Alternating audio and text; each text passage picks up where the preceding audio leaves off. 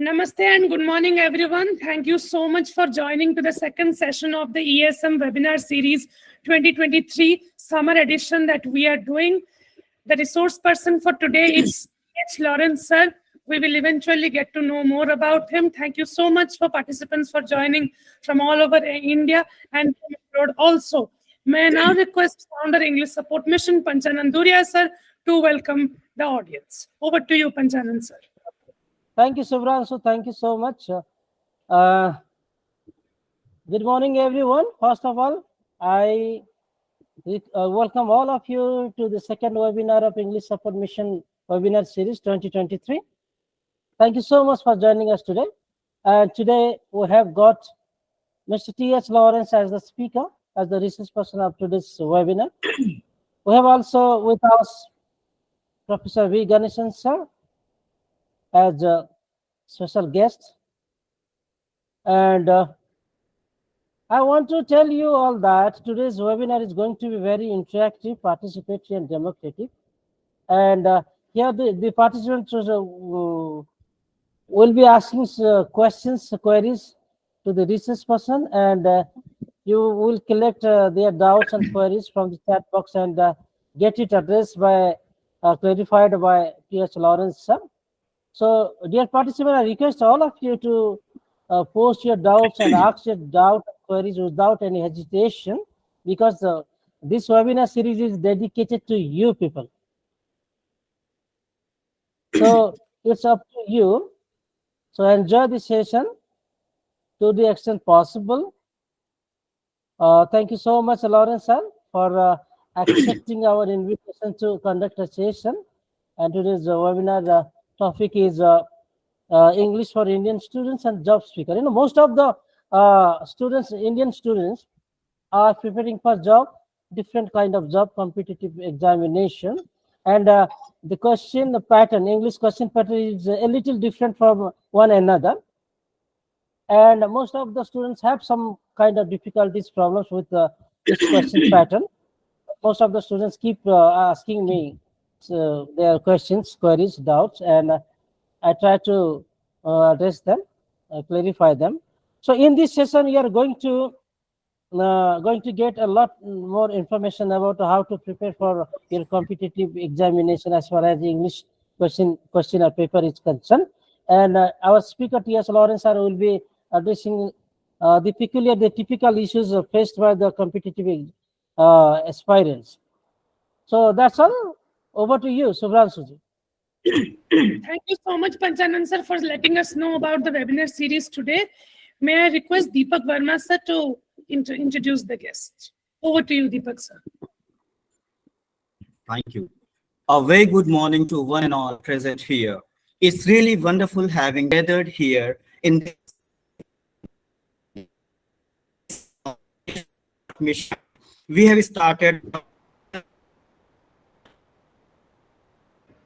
You're not audible, sir. Not audible, sir. Video on. Sir, not audible and visible, Deepak sir. Not audible. My speaker is on. Okay. I'm not audible. Yes. Now audible now. Now audible, na? I repeat, a very good morning to one and all present here. It's really wonderful having gathered here in this scintillating morning. Carrying on the legacy of English Support Mission, we have started Webinar Series 2. On this occasion, we have with us some eminent personalities. Now I welcome Dr. Mahendra Kumar Mishra, National Advisor, Multilingual Education and Chairman, Folklore Foundation. Respected sir, you have been one of the strongest pillars of English Support Mission, who has supported us throughout our journey. Now I welcome Professor V. Ganeshan, Professor of German and ex-Vice Chancellor, the English and Foreign Languages University, Hyderabad, now settled in USA. Respected sir, you also have been one of the strongest pillars of English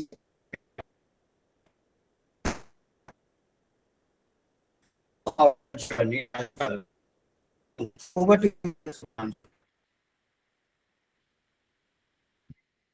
Thank you so much, Deepak sir. That was really nice of you. May I now request T.H. Lawrence sir to begin his session. Over to you, sir. No. Let's give him a chance.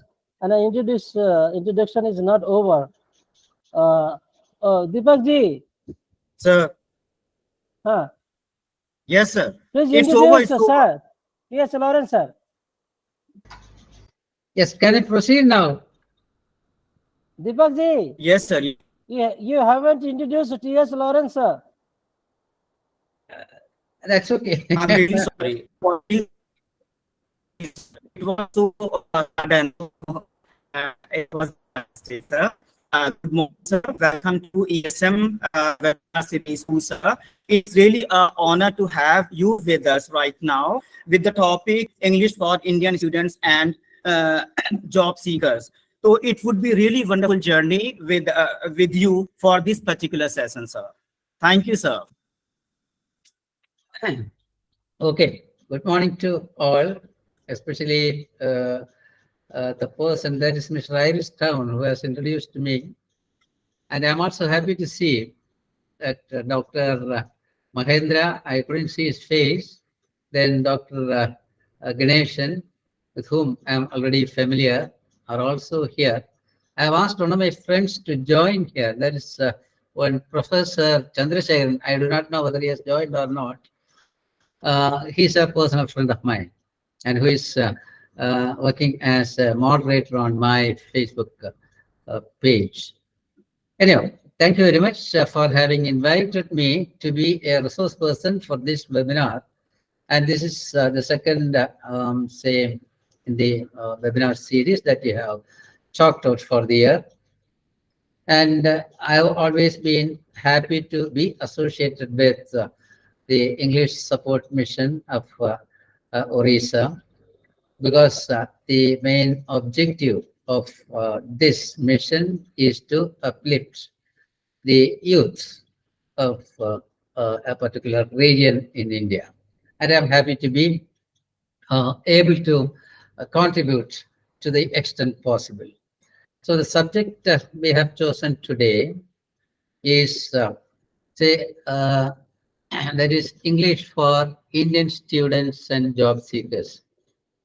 Why I said the Indian students and job seekers? Because we have a particular way of, say, education here. And we have a system wherein most of the universities, most of the employers adopt a particular, say, pattern of questions. And that may not be actually universal, but a specific pattern that is being adopted more or less the same way all over India. That's I have put Indian students and job seekers.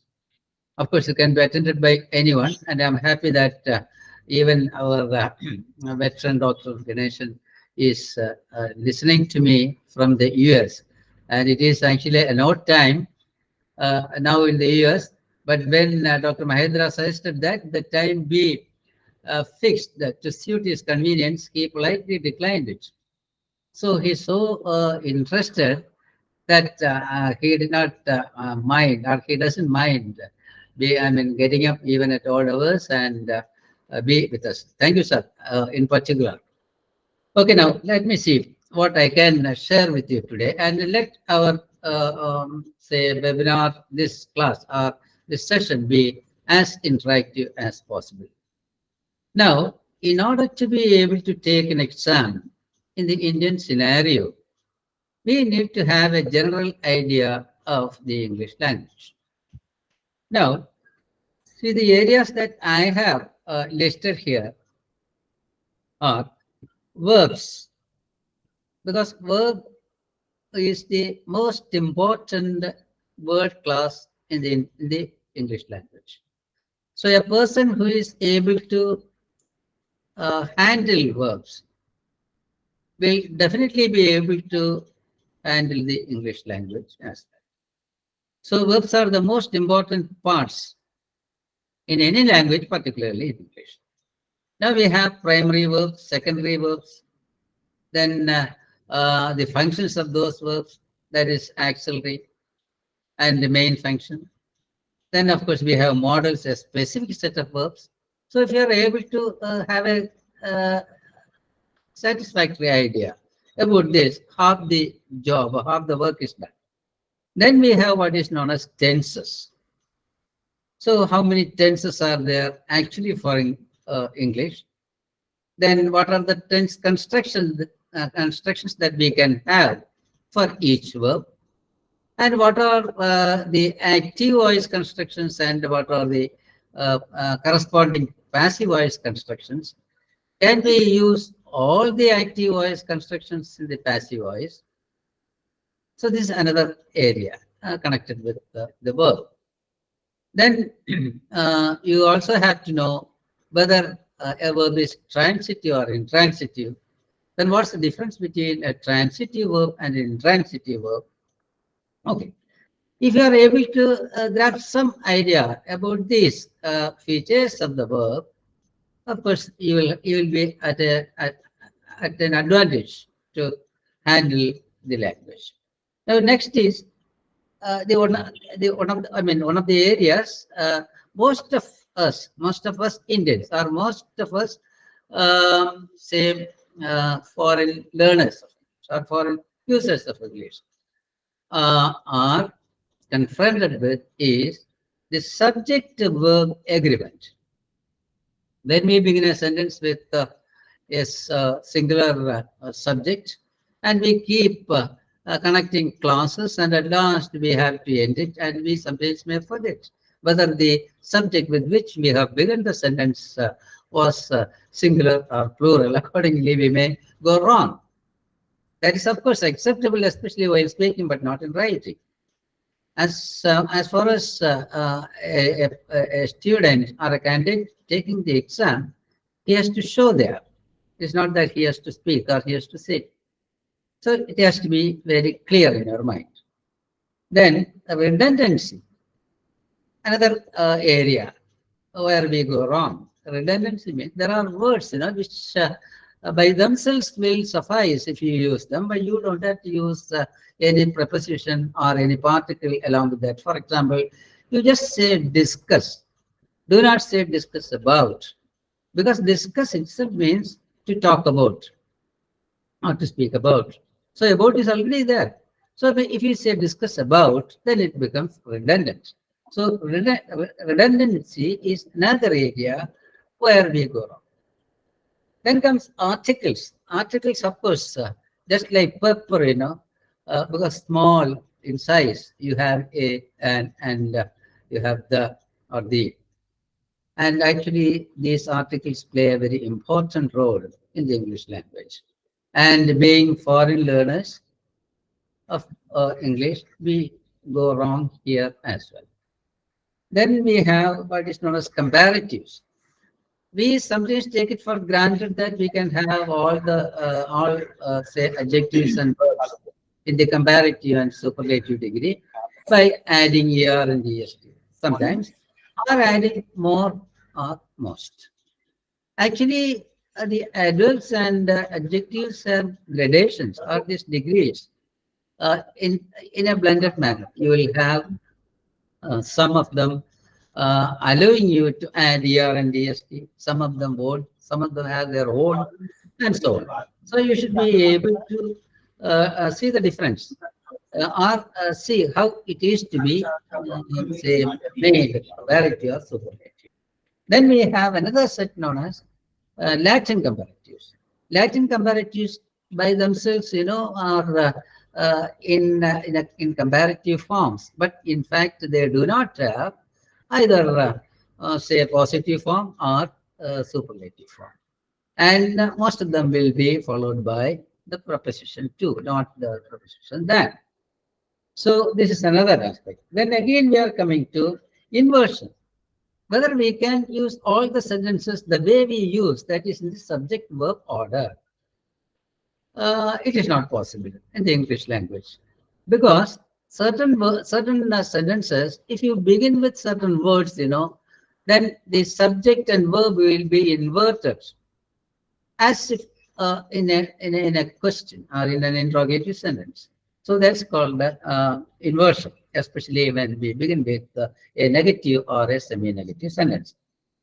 Then we have another area, prepositions, where we are very likely to go wrong if you are not having a clear concept of how a preposition is to be used, especially for in, at, okay, on, under, above, then below. These words make it, confuse the foreign speaker of English. So we have to see why it cannot be used or why it should be used. At the same time, we also have certain ready-made, prepositions, which cannot be replaced by any other prepositions. So if you have learned even by heart certain, pairs, not certainly a list of such verbs are there where you have to use the fixed one, not the one that you may like. For example, accused of, charged with. So the word accused will take off, and the word charged will take with.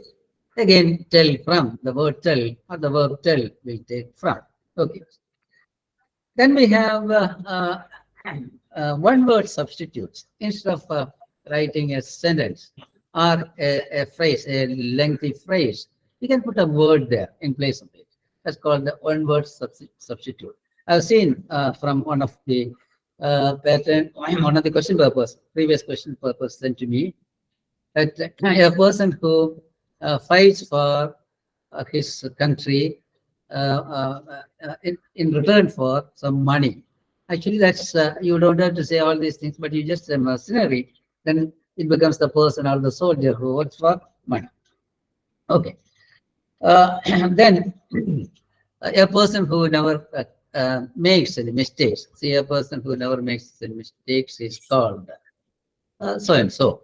So in place of this sentence, you can just say infallible. A person who doesn't commit or make mistakes is called infallible. No man is infallible.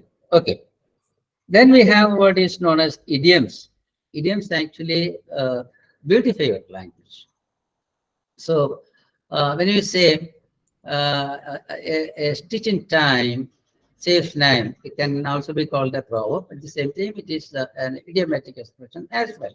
So whatever you are supposed to do, do it on time. Do not postpone till tomorrow what you can do today. Perhaps tomorrow you may not see. So you have to. So a stitch in time saves nine can be an idiomatic expression or can also be a proverb. Then comes, you cannot say eye to eye with him. That, of course, again, an idiomatic expression. So you cannot go in agreement with the other person or with your colleague. Then we have phrasal verb. Phrasal verbs are those verbs which take another, say, element with it. It may be called a particle or it may look like a preposition. Say, for example, look after. So look has one meaning, after has another meaning, and when you put both of them together, it has a different meaning. The same way, give in. Give has one meaning, in has another meaning, and when you say give in, it has a different meaning. The same way, give up also has different meaning. Pass, pass off, pass by, pass out, pass away. Pass out, of course, we use in our Indian context in an incorrect way. Pass out means to fade, or to become, to lose consciousness, or become unconscious rather. But we say pass out in the sense of being successful. That's incorrect. Okay, pass away, that means die. So these are actually verbs with particles. Particle means in pass away, the particle is away. In given, the particle is in. In look after, the particle is after. So these are certain areas where we may go wrong. Then homonyms we have. Homonyms means there are words which are spelt alike but have different meanings, or that are sounded, that are articulated, or that are sounded alike, are pronounced alike but have different spellings. So they are classed under homonyms as homophones and homographs. Homophones means those words that sound almost alike. Graphs, they look alike or they are spelled alike. Then we have collocations. We Indians hardly spend a little time or devote a little time towards this aspect. Collocations are very important because you have to use certain sets of words while constructing sentences, or the words that go in chunks or the words that go together are called the collocations. You just should not say, I gave a complaint to the police station. Actually, gave a complaint. That gave a complaint is not collocational. You just say, I lodged a complaint with the police station, or I filed a complaint with the court of law or before a court of law. So, lodge a complaint, file a complaint is the collocational say position with regard to English words. Then you also have to know while writing a little about punctuations, where you have to use say commas, very important commas, because even mispositioning of commas can alter the meaning of sentences. So question commas, then semicolons, then colons, then inverted commas, or quotations, then exclamation mark, then interrogation mark. All these are punctuations, and you should be aware of where they should be used or when they should be used. Then at last, we come to what is known as grammar and usage. This is very important because no language can be spoken without grammar, which you may have learned deliberately or naturally. I would always say that it is not necessary for you to learn the grammar of a language in isolation or as a separate subject. You can learn it along with the language itself. Or without your being aware of what you are doing, you will learn the grammar of a language. Suppose you speak, or you are always with a person who speaks a different language and he speaks that language correctly, naturally, you will also try to imitate the same language. It will be as correct as your friend speaks. So it is not necessary to learn the grammar of a language, provided that you are in the midst of those who speak good language. But as far as we are concerned, our foreign students are concerned, our Indian students are concerned, we have to have a basic idea about the grammatical aspects of the English language. Unless you know, you may not be able to say pass an exam, or you may take many exams, but you will not get adequate marks to clear the exam and come out successful. So it is here that we have to spend a lot of time by practicing. I do not say that grammar is a set of rules, but I would say grammar is a set of practices. Because language evolves, so is grammar. What was considered to be incorrect or unacceptable, or what used to be frowned upon, has become acceptable now, or the other way. So to cite an example, T.H.E.M. S.E.L.F. themselves. That has been a very new word, and it's a neutral say pronoun. When you are not able to identify the say sex or gender of the person, you can, and you want to use a reflexive pronoun, and the subject is singular, you can very well use themselves.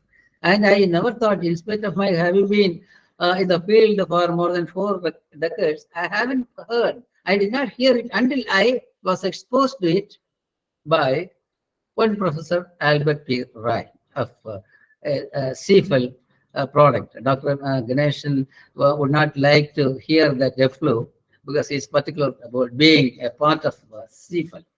Anyway, so it was he, through an article, introduced that word and convinced many, speakers of the English language. So was I.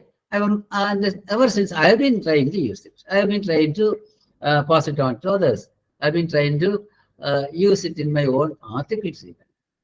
So new words may come and you should be able to accept them and you should be able to propagate.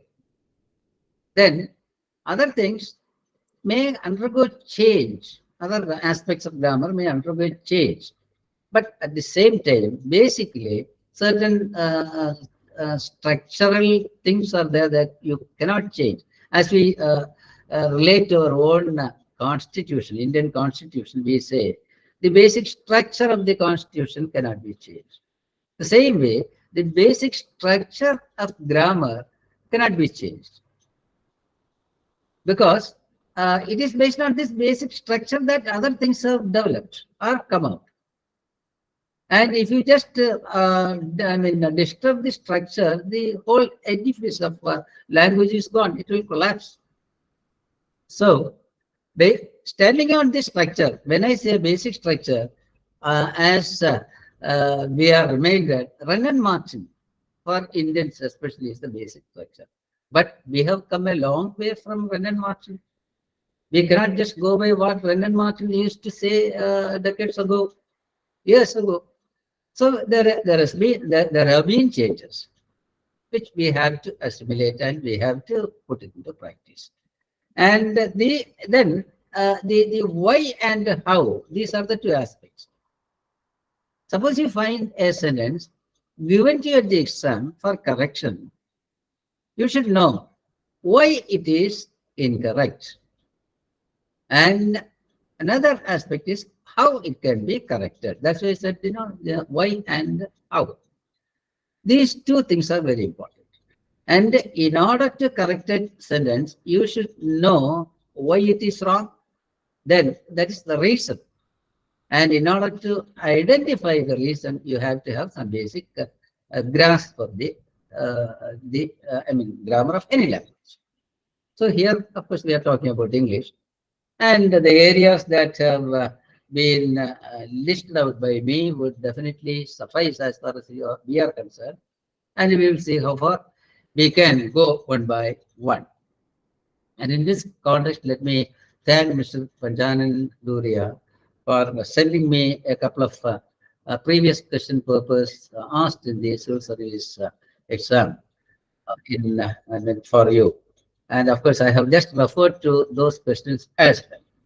Before that, let me see whether I can just show you some presentation.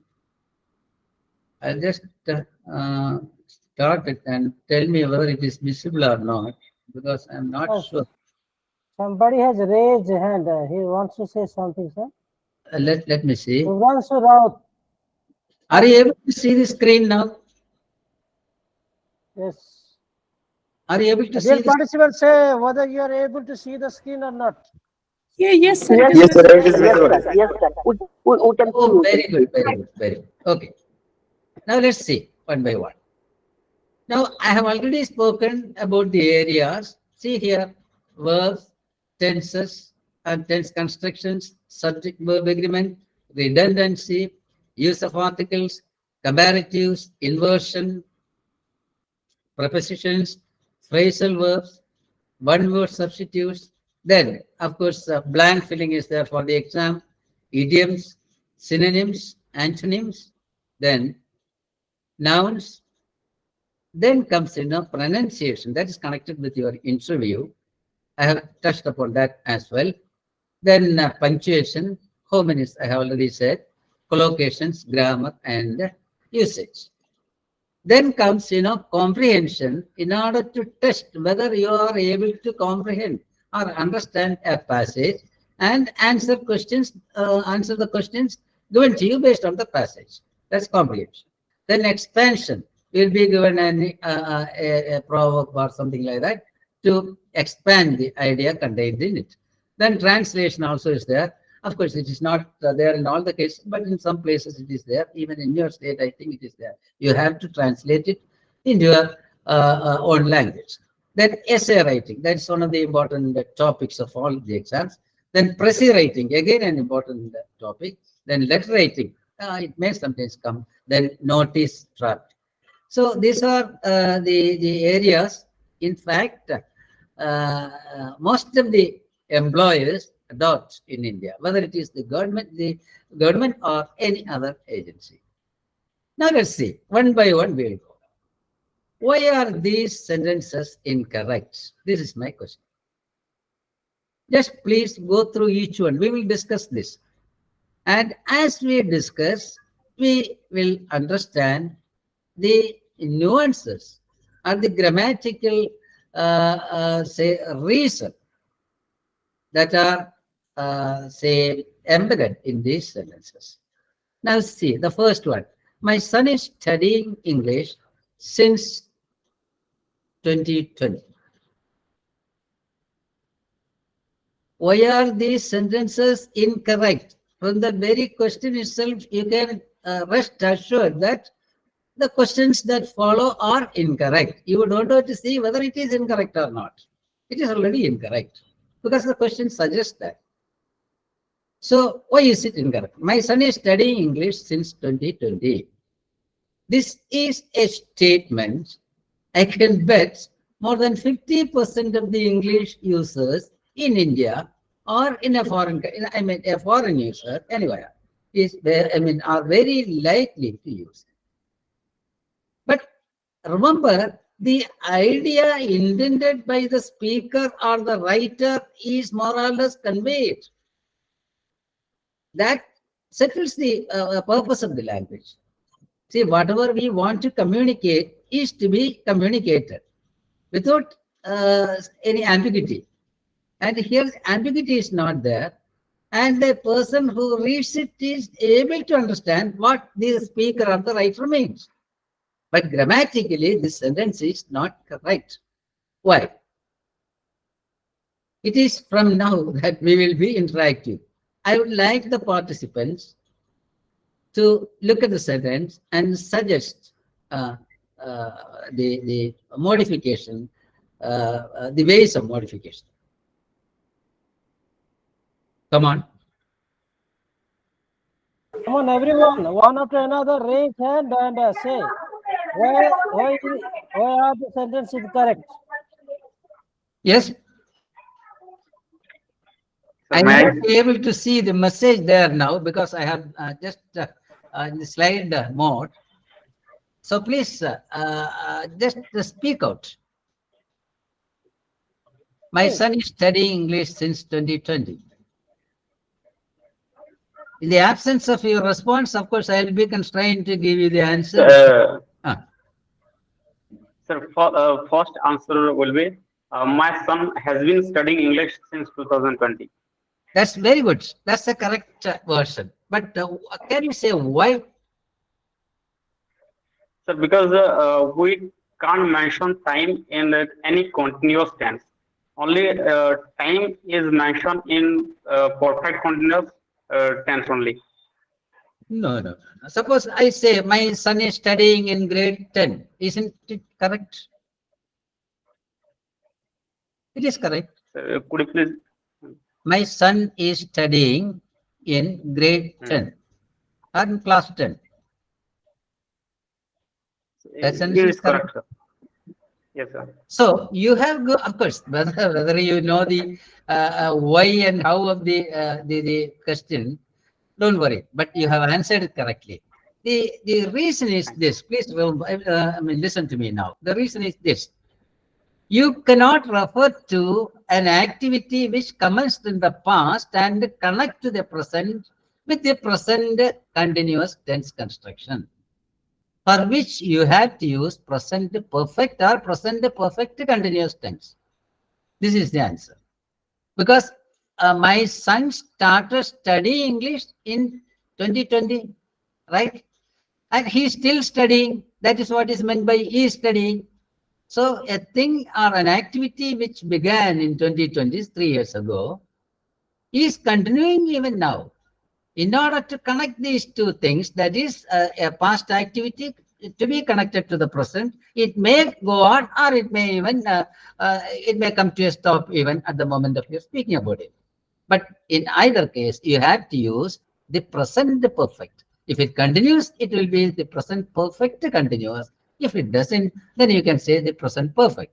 But it is not the present continuous that has to be used as is used here. So correcting it, as you said, my son has been studying English since 2020. That's the correct answer. Any question on this? Any question? No, sir. We have got the. No. May I know the name of the person who answered the question? Sir, my name is Nimai Huisa. Nimai. Okay. Very good. Now, second question. Let's move on to the second question. That is, my neighbor has been studying Hindi since 5 years. My neighbor has been studying Hindi since 5 years. Anybody from the participants? Raise hand, open your video, and say the, answer the question. Come on.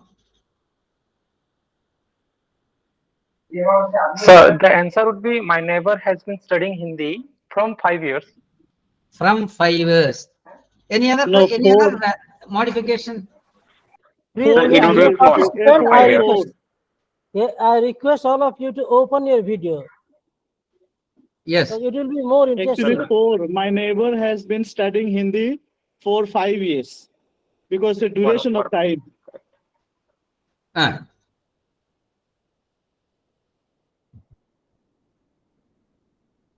Okay, any other? I have got 2 answers. Yes, any other?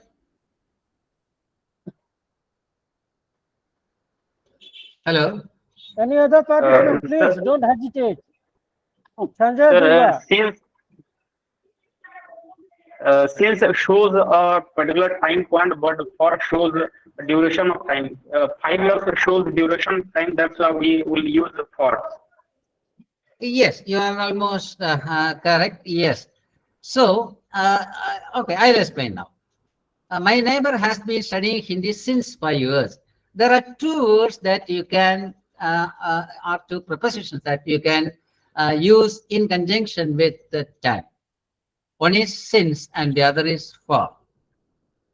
Since is to be used with a point in time. A point. Since, point. Remember that. And for is to be used to refer to a period of time. Remember that period. For, period. You can just highlight that or, for, or, and since, in. So one is time, a point in time, the other is period of time. So here 5 years, as you know, is a period of time.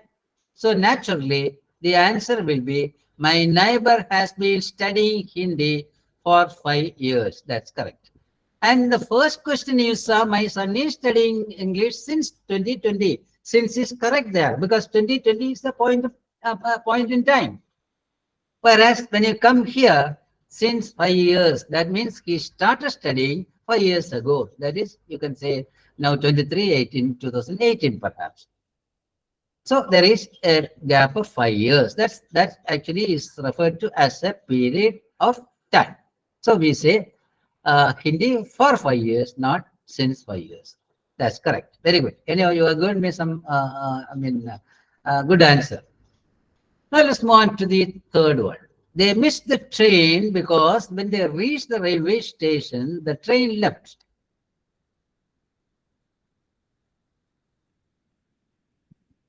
Sanjay Durga. One Suna Chitra Sen Nag. Why are you silent? Whoever want to answer, So the please answer, raise their hands. Yeah. The so train the answer had, they missed the train because when they reached the railway station, the train had already left. Had already left. That's the modification that you make. Then others, any other modification? Any other?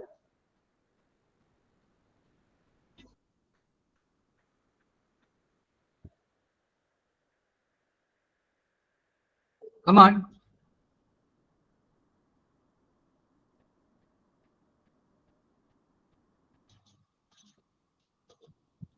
Any other modification? No, sir.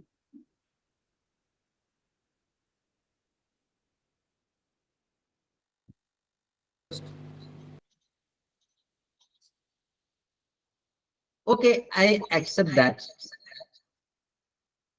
They missed the train because when they reached the railway station, the train left. So you use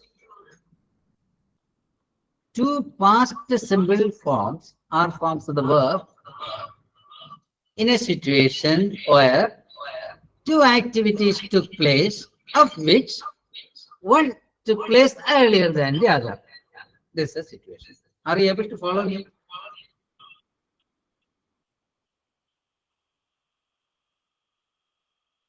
Means okay.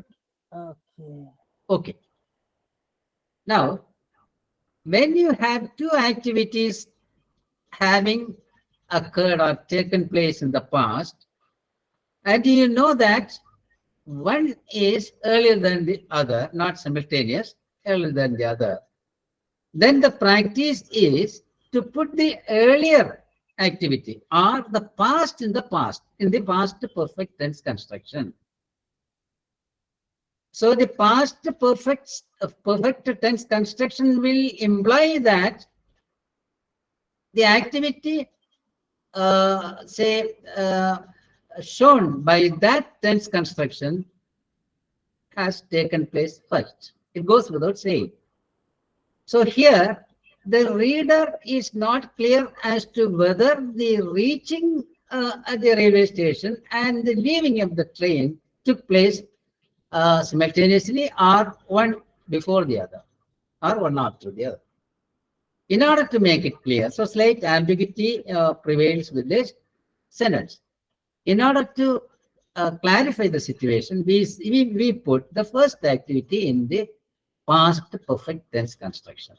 And when we put past, say, perfect tense construction, I don't think already is necessary there.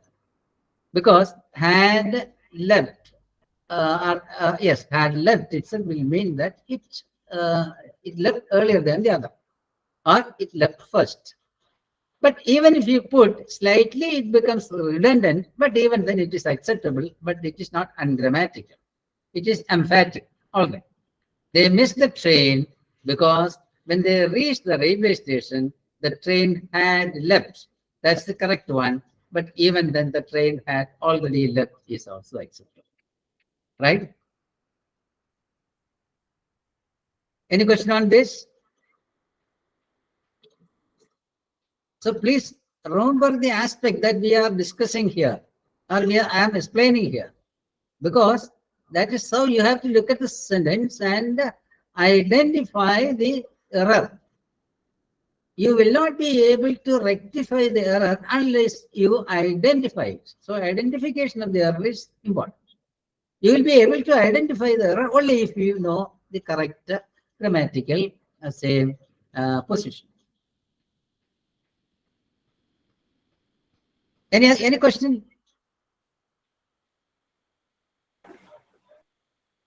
Sir, you told that means if two past events had happened in the past, one will use past perfect and another one is past simple. Yes, past simple. Yes. So then you told that certain gaps should be there between two events. Gap? No, we don't talk about gap here. Gap means terms that used. I can't remember that word. But Exactly. I get you. Yes, there is some gap because you are reaching and the leaving of the train, which takes place first. Here, leaving of the train takes place first. That's why he missed it. Okay. And in this context, who is that answering me now? It's Nimai, sir. My name is Nimai. Deepak? Nimai, sir. Nimai. Okay, Nimai. In the last inaugural seminar, I remember Dr. Say our Ganeshan having mentioned many I mean errors that we commit while talking with others or while speaking. Here you said you told. Here you should not use you told. You said that, right? Please do not use told without a personal object. You can say you told us, or you told me, or you told them. Then of course it is agreed. Okay. Oh, okay. Otherwise, Thank you. Thank you. no. What I'm saying is we should try to avoid mistakes as far as possible. So unless I mention it contextually, you may not remember it, especially on a public forum. When I say, definitely it will get registered in your mind. Of course, a little humiliating maybe, but don't think. No, We're all learners. Thank you very We're much. all I had no idea. learners. Yes. And we learn only by All right. committing mistakes and correcting them. Okay, it's after all foreign language. Yes. Okay. So now, have you understood what I said? Yes, sir. I got it. Okay, then. Let's now go to the. So the question will be: they missed the train because when they reached the railway station, the train had left. That's enough. Of course, you can also say, if you want, the train had left, had already left. Okay. Now we will move to the next one. He has seen the film yesterday. Many of us, or even most of us, might speak or might write like this. While speaking, it is okay. As I always say, spoken language is tolerable, but written language is not tolerable unless it is correct. So you may say he has seen the film yesterday in a spoken context, especially among foreign students, but it's incorrect. Nevertheless, you cannot accept that if it is in the written form. So here it is in the written form. He has seen the film yesterday. It is wrong. And of course, as you know, why are these sentences incorrect? That means it is incorrect. Can anyone say why it is incorrect?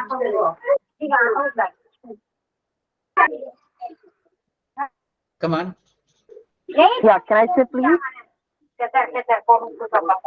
Hello, good morning, sir. Hello. Hello. Yeah, good Come morning, on, sir. can Can I say anyone say? please?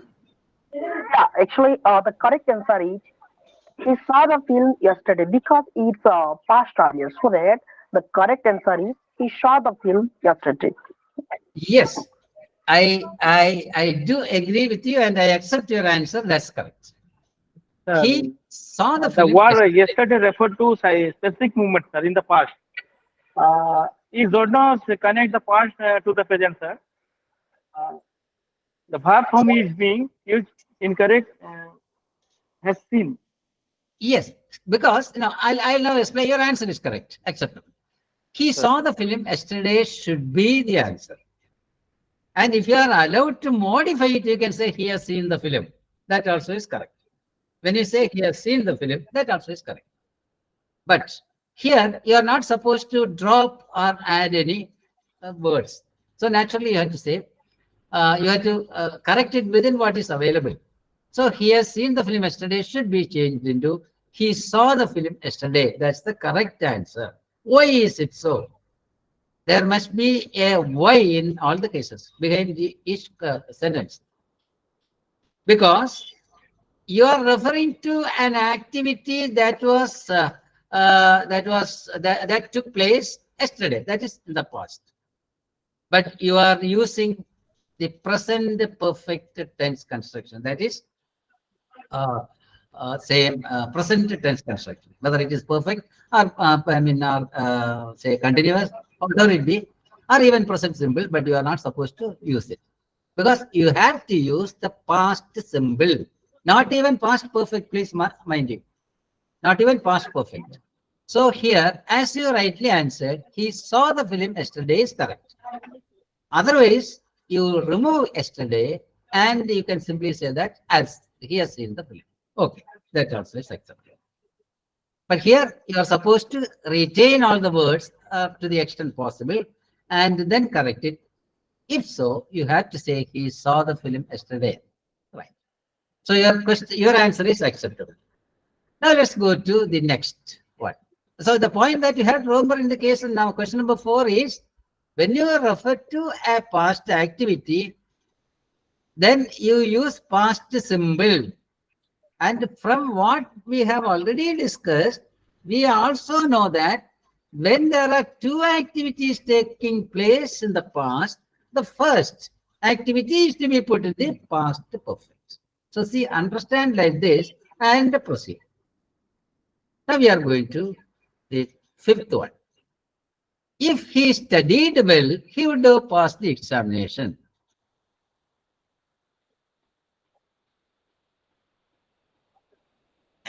Come on.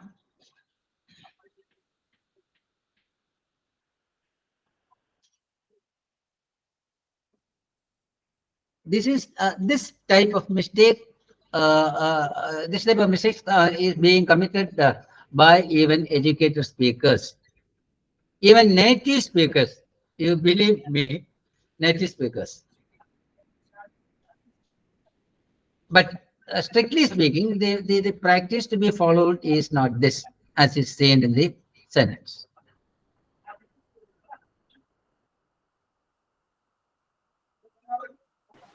Come on, we have many questions, many similar questions. You know, we have to.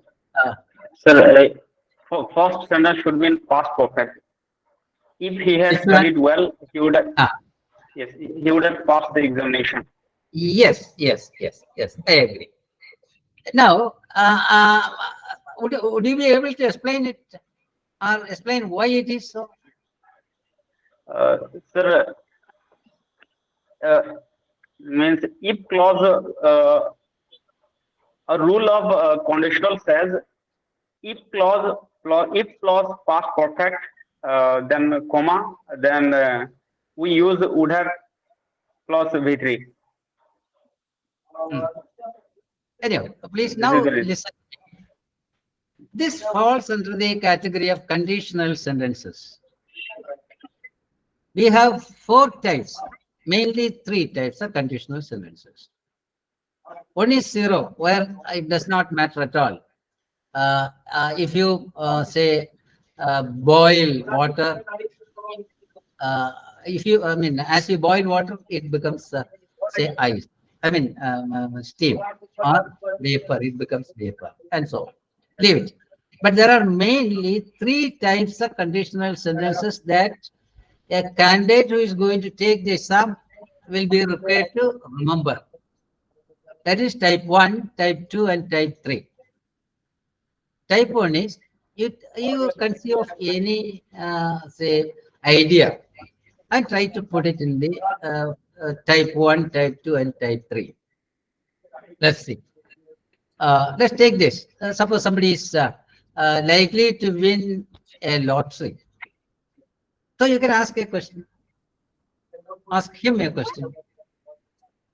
What, if you say win the lottery, next comes, what will you do? That can be a question. Then next, if you won the lottery, what would you do? That's another question. If you had won the lottery, what would you have done? That's the question. So the first one is type 1, second type 2, and third type 3. So here let's take the same concept here. What studying and passing. Okay. Hello. I am able to hear some noise, or some voice rather. Is there anyone Participants, talking? please mute yourself if you're not Who is speaking. speaking? Mute your mic. Okay. So here let's take the same concept, that is studying well and passing the exam. And if he studies well, he will pass the exam. That is type number 1. Remember, if he studies well, studies, present simple, he will pass the exam, will pass, future simple. That is category number 1 or type 1. Type 2, if he studied well, see, studied, that is possible, then he would pass the examination, not he would have. He would pass. That is would. That's the past form of the model plus the bare form, the verb, main verb. Would pass. So if he studied well, he would pass the examination. The third one is, or type number 3, or category 3 is, if he had studied well, he would have passed the examination. Now, if he studies well, he will pass the examination is the normal one, a real case or situation. If he studied well, he would pass the examination is a hypothetical situation or a unreal or an unreal situation. And if he had studied well, he would have passed the examination is an unrealized situation. Because here, he did not pass the examination just because he did not study well or he could not study well.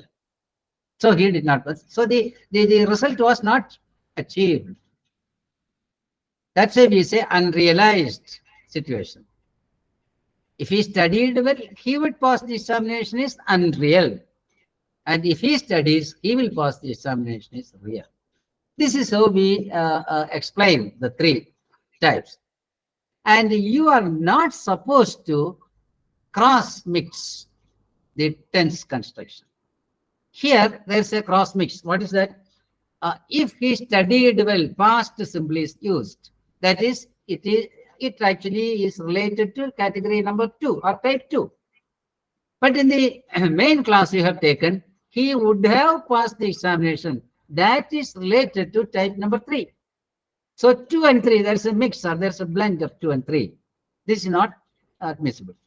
So you have to match it.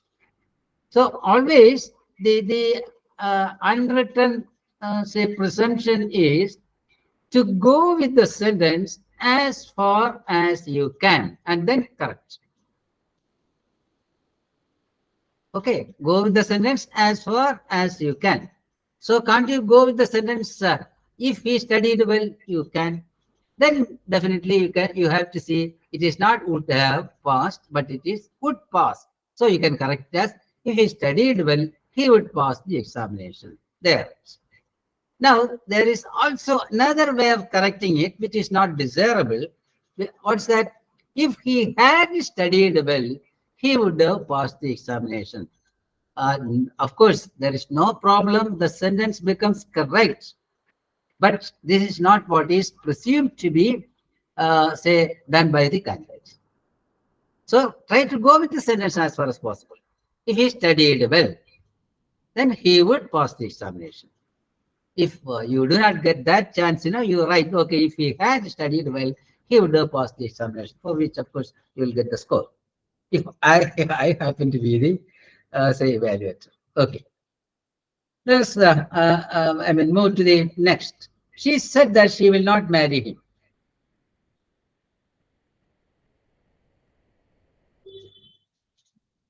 Come on.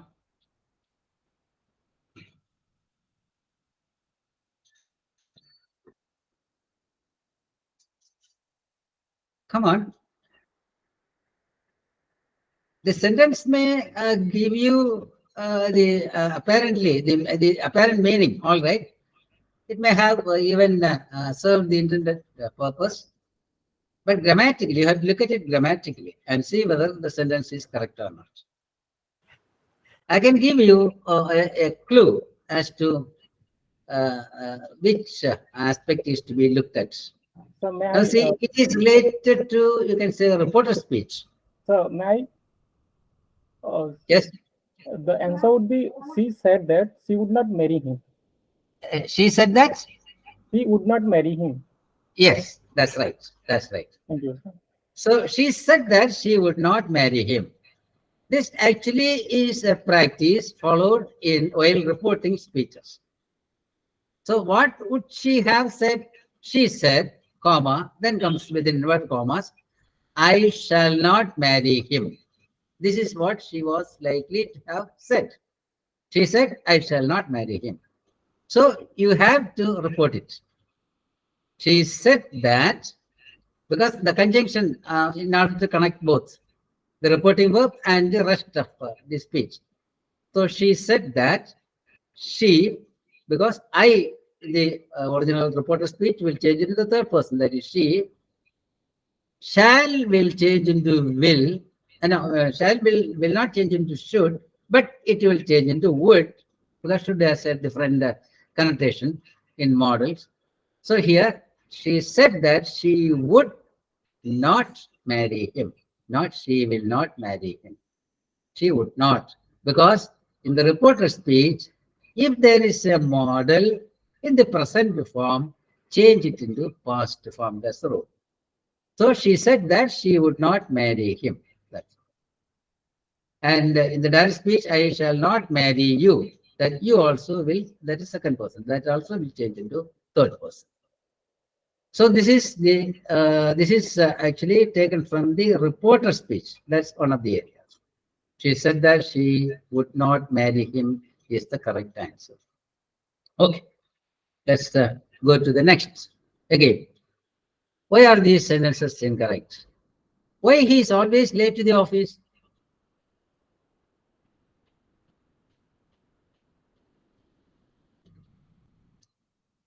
Come on, be quick in responding. Whether it's going to be correct or not. What do you think? Sir, is auxiliary should be placed before he, the main subject. Why is he always Yes, late to that's the office? right. Yes, whenever there is an interrogative or whenever there is a question in the English language, if you want it to be grammatically correct, it should be in the verb subject order. This is the explanation for it. Verb subject order. Verb should come and then subject should come. Here, why he is, he subject and then verb. This is not the order for a question to be grammatical. So you put as you suggest, is first and he next to it. So why is he always late to the office? Or you can also say why is he always late to the office? Okay, always you can put it as an adverb. You can put it as you like. Even at the end, you can put why is he late to the office always. Okay, don't worry about that. Here, subject to verb is to be changed into verb subject order. That's the very important aspect. So whenever you want to write a grammatically acceptable and correct question, follow this practice. Do you understand? Or did you get me? Yes, sir. Yes, sir. I got it. Okay. Thank you. Now let's go to the second one. Never he tells lies.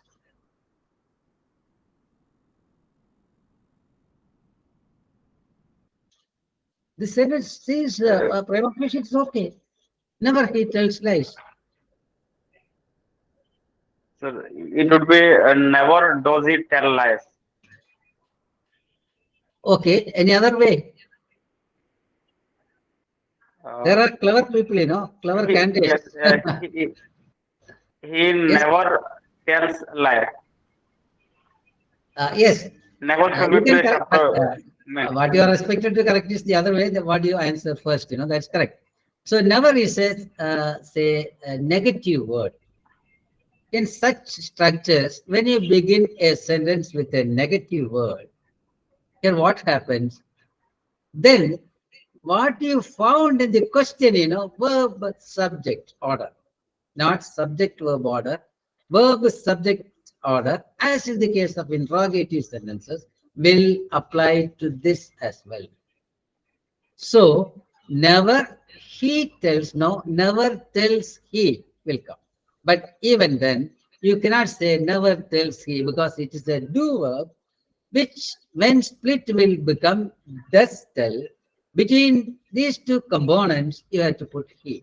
Thereby, you get never does he tell lies. What is that is correct. But this is the explanation. Never does he tell lies. At the same time, there are clever candidates who would write, he never tells lies. If he writes like this, that answer has also to be considered and given the score. He never tells lies. But remember, the way you are expected to answer is this, never does he tell lies. Okay, right. Let's go to the third one. No sooner the teacher entered the classroom than the students rose.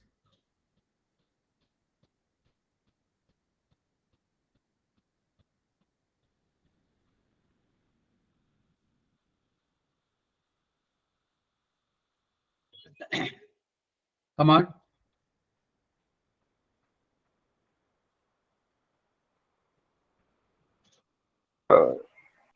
Sir, nobody is answering. May I answer? Yes, answer please.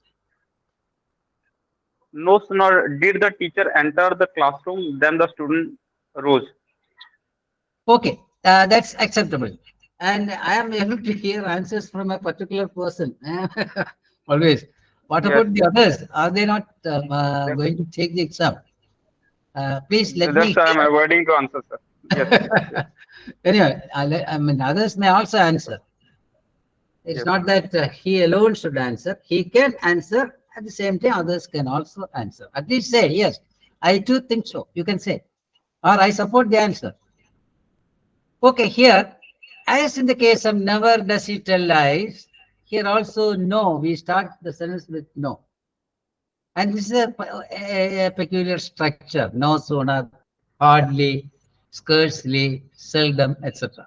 These are all negatives or semi-negatives, wherein the structure will change, as in the case of question. So no sooner the teacher entered should be split into no sooner entered is past. So when split, it will become did enter. Between did and enter, put the subject, that is the teacher. So no sooner did the teacher enter the classroom, than the student rose, or than the students rose, whatever it be. This perhaps what you want to ask there. I think there is a structure no sooner had. No sooner Yes, had I'm entered coming. the classroom. I'm coming to that. There can also be an alternate answer like this. No sooner had the teacher entered the classroom than the student rose. That also is possible. So had tense are did tense. That is past simple or past perfect is acceptable here. Okay. Suppose you want to change the same sentence using hardly. Then here no sooner will take the conjunction than, but hardly and scarcely will take the conjunction when. Remember that. So hardly had the teacher entered the classroom when the student rose. Please remember this. Scarcely also the same. Yes, yes. Okay. Now we'll go to the fourth one. I know the author, so he does.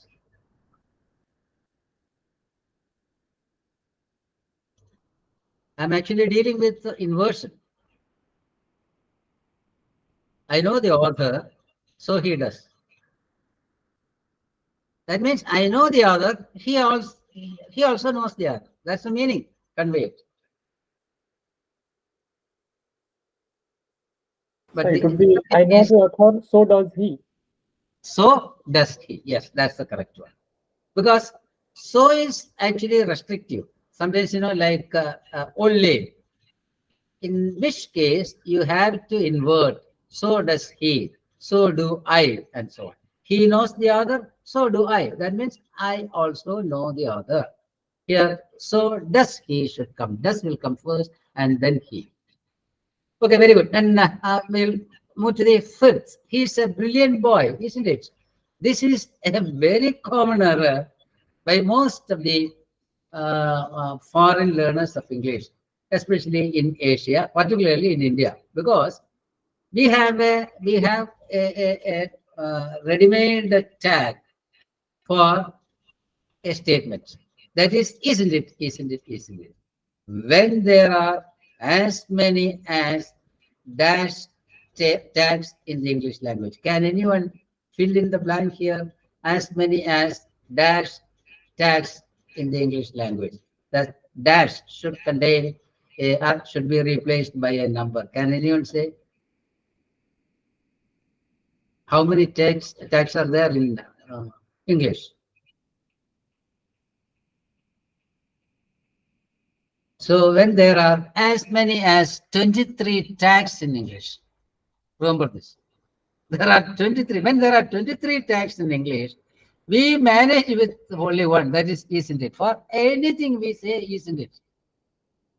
He drove fast, isn't it?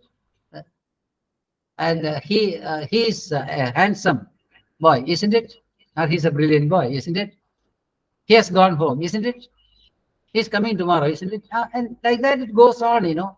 Isn't it, isn't it? But please remember that there are 23 tags in English, of which one has to be chosen with reference to the verb and the subject and the nature of the sentence as to whether it is positive or negative. These are the things, you know, that you have to remember while providing a tag to a statement that you have made. So here, let me tell you, now first you think, a thumb rule is this. First, you take this statement, he's a brilliant boy. That's a positive statement. So the first rule is a positive statement will have a negative tag. Okay, here it is negative tag. Now, is there anyone who, okay, I'll give you a chance after explanation so that let me see how many of you are able to answer. Now, it's a negative tag. It is there. That negativity, as far as negativity is concerned, it's okay. Now, next is the subject of the tag should be a pronoun. If it is a pronoun, repeat it. If it is a dummy subject, repeat it. If it is a noun, give a corresponding pronoun. If it is a name, corresponding pronoun. These are the rules. So he is a brilliant boy. He is a pronoun. Is it repeated? No. Then you have to put he there. So isn't he will come. Okay. So negativity confirmed. Now subject in the tag also is confirmed. So isn't he. Okay. Now how does this isn't come here? Because the statement is positive where we have a positive verb, that is, and it will become is plus not. Is plus not will always be contracted in a tag. A tag will always have the contracted form of the verb. So is plus not is contracted into C isn't. Was plus not wasn't. Will plus not won't. Would plus not wouldn't. Can plus not can't. Am plus not aren't. Not am. Remember that. Okay, are plus not aren't again. So this is how the verbs get contracted. And whenever you want to write, you have to put the statement, you have to rewrite the statement as is seen here.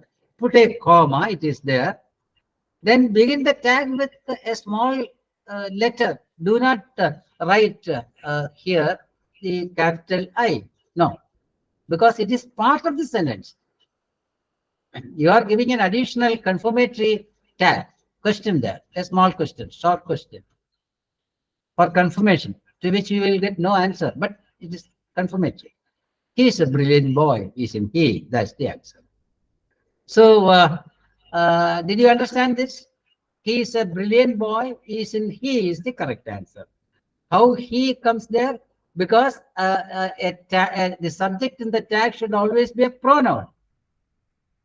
Then for a positive statement, there will be a negative tag. NOT is always contracted, you know, N apostrophe T.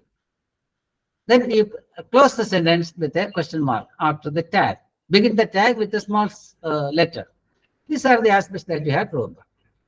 Now, I have given you the correct, say, explanation or the explanation required for supplying a tag to a statement. Now go to the sixth one. And now give me your suggestion. Everyone was present. That's not correct because it is an incorrect sentence. What can be the tag? Let me see how many of you are able to give me the correct tag after having listened to my explanation of tags under question number 5.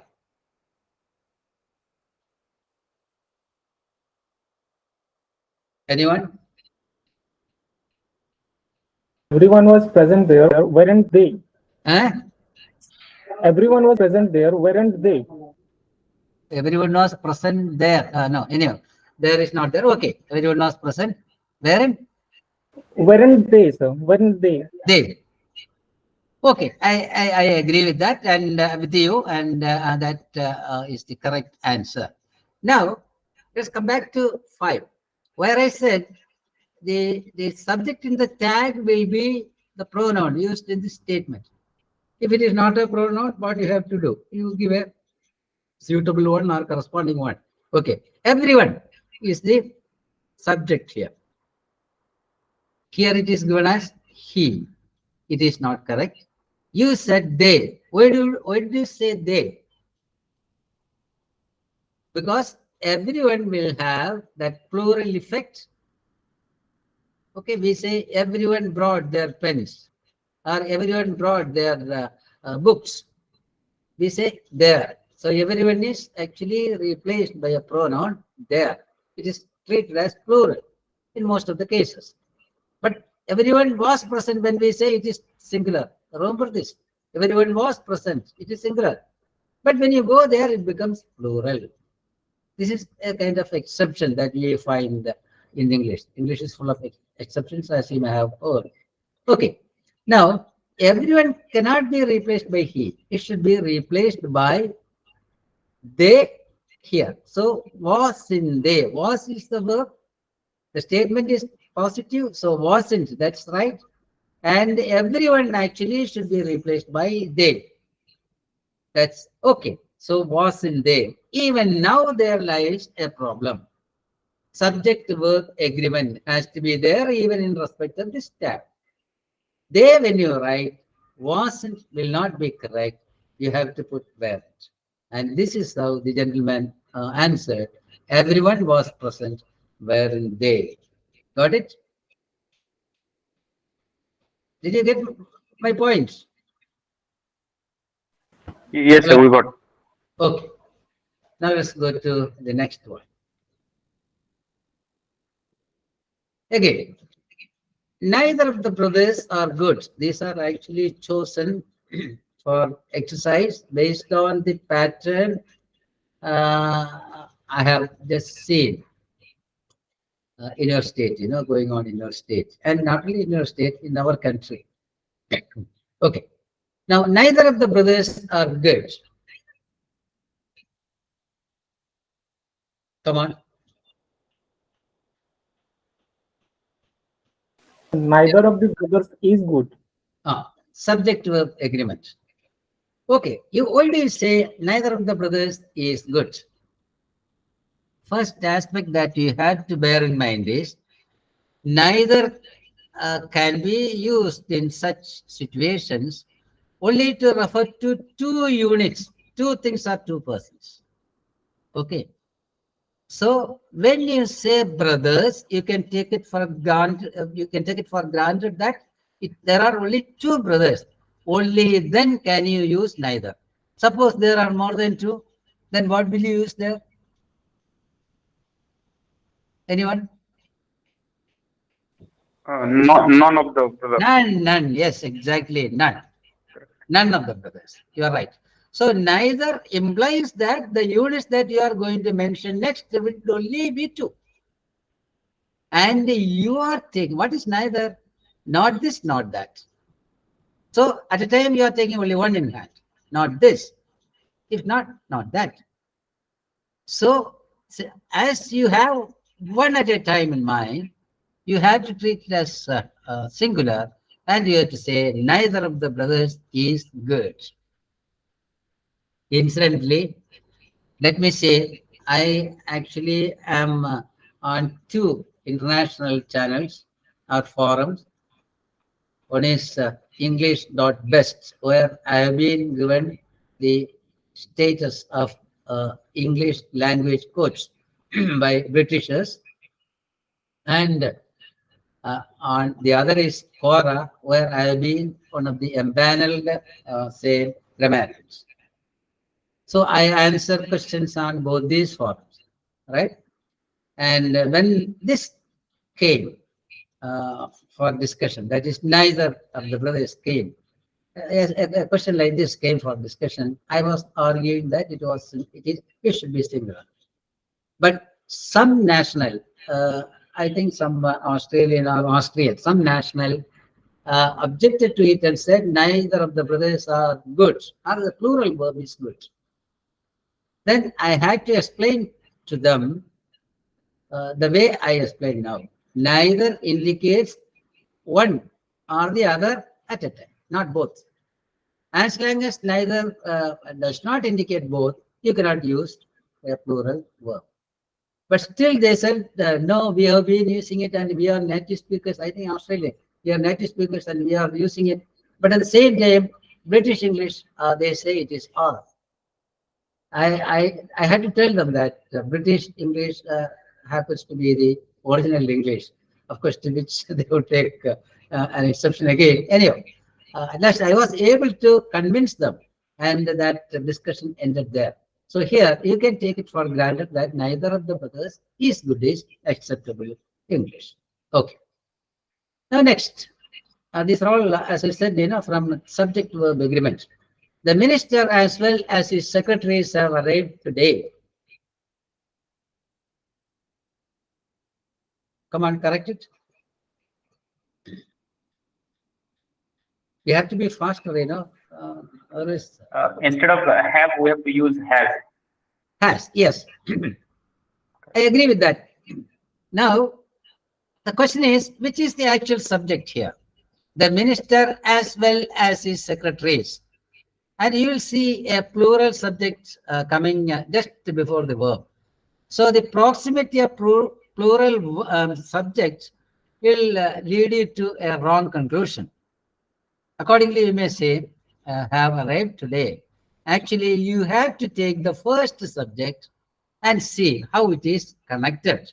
Unless it is connected with and, you cannot use plural. As well as, see, you can put as well as in the front also. As well as his secretaries, the minister has arrived today. Or the minister has arrived today as well as his secretaries. Or you can also say the minister as well as his secretaries. See, there's a pause I have given. The minister as well as his secretaries has arrived today. So in such cases where the first subject is accompanied by phrases like as well as, or words like accompanied by, or along with, or together with, etc., then naturally the number of the first subject will prevail. That's a practice or rule, you can call it. So the minister, you just forget that as well as the secretary is not there in the scene. So how will it become? The minister has arrived today. Just treat like this. The minister as well as his secretaries has arrived today. That's the answer. Okay, go to the next. The president went not only to Agra but also visited the Taj Mahal. This also is one of the common errors that I have observed from among educated speakers.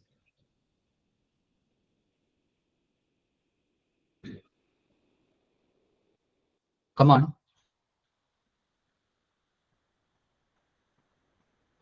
Okay, here the correlative. We have a few correlatives like say either or, neither nor, both and, not only but also, whether or, due to, etc. We have to be very careful about placing them. So the president went not only to Agra but also visited the Taj Mahal. Here, the sentence as it is will definitely convey what the speaker wanted to convey. But if you write like this, the meaning will be slightly changing. Changing means there will be confusion again. the structure is not correct. So actually, what are the things that have happened here? You have to look at from this angle. The president went to Agra, one. Then what happened? The president visited the Taj Mahal. These are the two ideas, or two sentences connected here by means of a correlative called not only but also.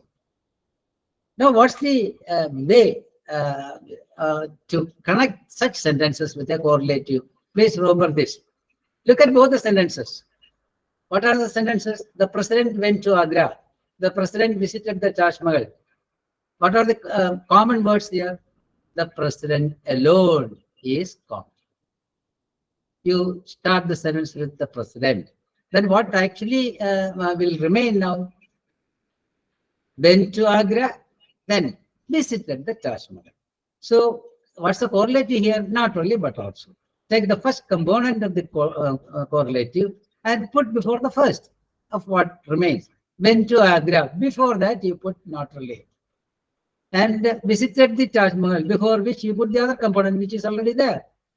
So correcting the sentence we get, the president not only went to Agra, but also visited the Taj Mahal. Are you able to follow this? Yes, sir. Yes, sir. Yes. Okay. If you have any question, or if you are still doubtful about my say explanation, you can ask me. Okay, now let's go to the next. Neither the teacher nor the students is in the laboratory.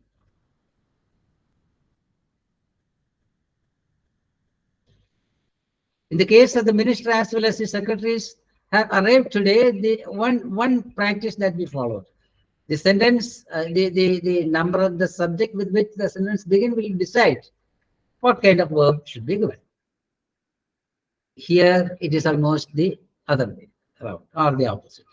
Neither the teacher nor the students is in the laboratory. Here, when you combine a sentence, two sentences like this with neither and nor, this correlative, that is neither and nor, then what comes second, or what comes after the second component, or the number of the subject after the second component of the correlative neither nor would determine the number of the verb.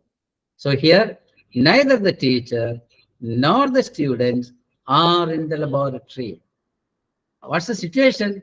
The teacher was not in the laboratory. The students, the teacher is not in the laboratory. The students are not in the laboratory. We are comparing this. Neither the teacher nor the students are in the laboratory. So here, the second component, the subject coming with the second component will determine the number of the verb. Accordingly, we have neither the teacher nor the students are in the laboratory. Suppose it is the other way around. That is, you take students first. Neither the students nor the teacher is in the laboratory. Okay. Now go to the next. She is not related to me also. This also is a minor, but it's a grammatical error committed by many users of English. Is there anyone who can correct this sentence? Sir, we can't use also at the end of a sentence. You can't see? Sir, we can't use also at the end of a sentence. Okay, that's one point. But this aspect was also discussed at the British Forum, wherein they said it is possible, it is not so objectionable. They said, anyway, leave that aspect. Any other aspect? Actually, I am also under the impression. I am also in the habit of using, in the habit of not using also at the end. Okay. Any other? She is also not. Yes, she is also not related to me. No. Here, suppose you want to say she is related to me also. You can say she is also related to me. But when you use it in the negative, that is, she is not related to me also, there is some nuance. You are not supposed to use also with the not. This is the nuance there. Then what else can be used? Or what should be used? Actually, here you should use either. She is not related to me either. That's the correct. This is, of course, a tough word, but I have just included it for your information. She is not related to me either. That's the actual answer. Either. Either here means also. Okay. Let's go to the last one. The scissors you have brought is not sharp enough.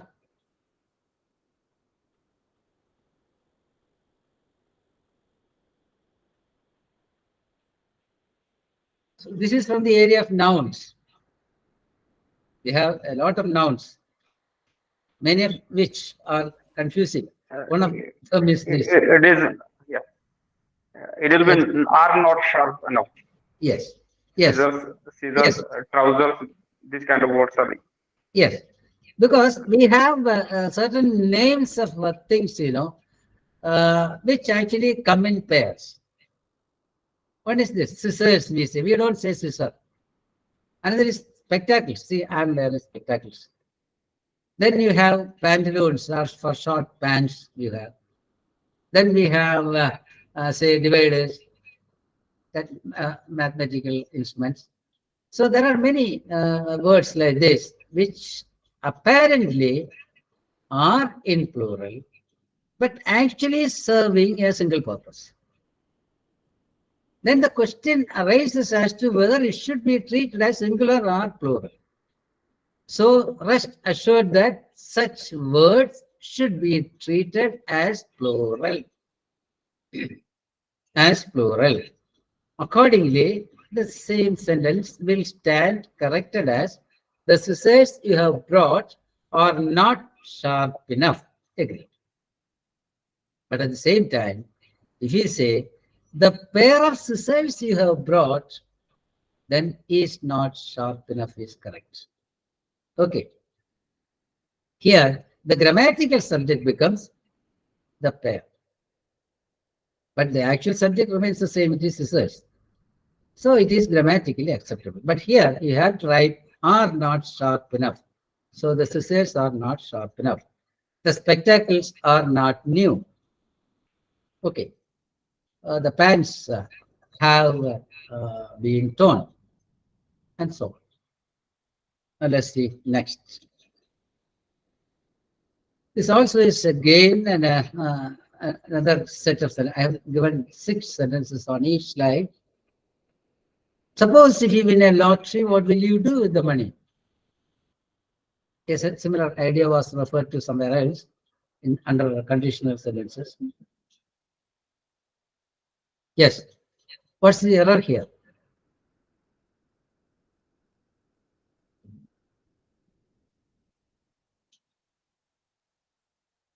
So suppose and if we cannot use together. Yes. You're right. You use either suppose or if. So suppose you win a lottery, what will you do with the money? Or you say, if you win a lottery, what will you do with the money? You are very correct. Appreciable. Okay. Suppose and if should not be used together. That makes redundant and incorrect. Okay. So suppose if you win a lottery is incorrect. You say either suppose you win a lottery or if you win a lottery. Good. Now, next, according to me, justice delayed is not justice denied always.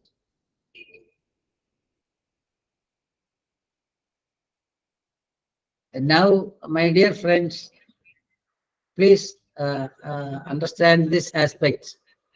Until about 10 years ago, say for example, not 10, 12, until 2011, I also used to follow the same structure and make the same mistake. When I was corrected by a British professor on English not best, where now I am an English language coach, but he corrected me. No, Lawrence, you don't say, according to me, it is not correct. So the usage, according to me, is incorrect, which I have known for the last say 12 years. I used to, say according to me, but it is incorrect.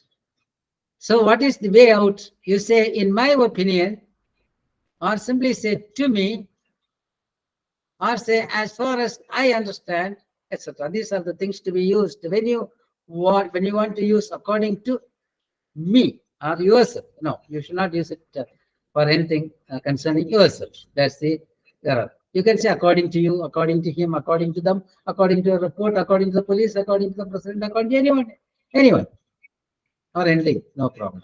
But don't say according to me. This is a very important correction which I have deliberately mentioned. Use all the time. Whenever I handle sessions. So please avoid using according to me. This was corrected by a British professor. It's not my own correction, nor is it a correction that I found in some grammar book. No, a person. So to me, justice delayed is not justice denied always. Or in my opinion, or as far as I am concerned, or as far as I understand, or as far as I know, or as far as I can see, or as far as I think, etc. You can use, no problem. Okay. Now let's move to the next one. Water supplied by the municipality is not fit for consumption. So here it is actually related to article. For non-count nouns like air, then oil, even water, we don't use any say article at all. But in certain cases, when you specify them, when you made it a particular thing suitable to the occasion, then you have to use the definite article. So water supplied by the municipality is not fit for consumption. When you say, it becomes, universal, that meaning. But it is not so, because this is specific to the location where it was spoken about or referred to.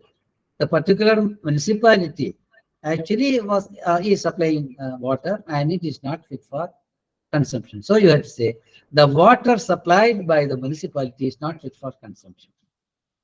Then a question may arise, then which water? Yes, the water drawn from your own well or borewell may be better for consumption. So here the water supplied by the municipality. Otherwise it will become universal. You cannot say so. Okay. Even within the state itself, corporations may be there, their water may be better than that. So the water supplied by the municipality is not fit for consumption. Now next, yes, any question? I'm just moving one after the other because we run short of time. The next is, my uncle can drive a car more faster than my brother. Come on, your answer, quick. Sir, we can't use more and faster altogether. Yes, because there are double comparative, which is incorrect. Of course, it was correct and accepted or acceptable during the time of Shakespeare, because he used to use, even most cruelest and all that, but it is not so in modern English, and we are not supposed to use that unless there is a word for the adjective or adverb in the comparative form. Here we have fast, faster, fastest. So more faster is redundant, or it is actually it should not be used. So my uncle can drive a car faster than my brother can, or my brother, yes, that means my brother can. That's correct. So double comparatives and even double superlatives should be avoided. Now, Ashok is more superior than Akbar. This also again, yeah. Yes, again, same mistake is there. Yes. How will you correct it? Ashok is superior than Akbar. No, again there is an error. See, Latin comparatives are like inferior, superior, junior, senior, etc. These are called. Sir, superior. Sorry, I got it. Superior to. Correct. Yes, exactly. So Ashok is superior to Akbar. When you say that, what do you mean is conveyed. So superior is a Latin adjective which will not take any other comparison. That is, it is not coming from super. Nor can it go to say most superior or superior most. No, it is not there. But we use it even senior most, superior most, and all that. But it's not correct. So here superior. Superior means above someone. So Ashok is superior to Akbar. All the Latin comparatives will take two. That is senior to, junior to, superior to, then inferior to, etc. All two. Prior to all. Okay, now next. We met at the Delhi International Airport about an year ago. This is another common, very common error. We met at the Delhi International Airport about an year ago.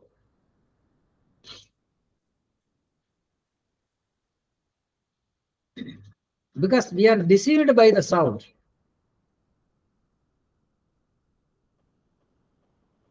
Come on, anyone? So about a year ago.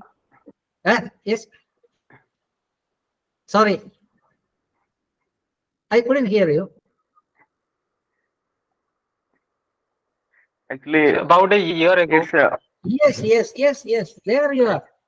So here it is not a simple error here, It is not an year, it is a year. Because the Y is like ya, ya. So it is a year. But we actually tend to use it just because, EAR also is pronounced more or less the same way. So, and here you can say that this is one of your two, one of your ear, your left ear or right ear. But here OEAR, that means 12 months ago. So it is a year ago. It is actually related to what is known as articles. Please remember. I'm giving you a few more. Then see here. Again, the first one is a common error. One of my friend is a professor and he is teaching in a college. It would be one of my friends. Exactly. Will use friends. Yes, you are right. It should be one of my friends, not one of my friend, because you can take one out of more than one. So your friend should be more than one. It should be plural. So you say one of my friends is a professor. See, one of my friends is the actual subject is one. One is a professor. So one of my friends is a professor and he's teaching in a college. Okay, go to the next one. Louder you speak, better we hear it.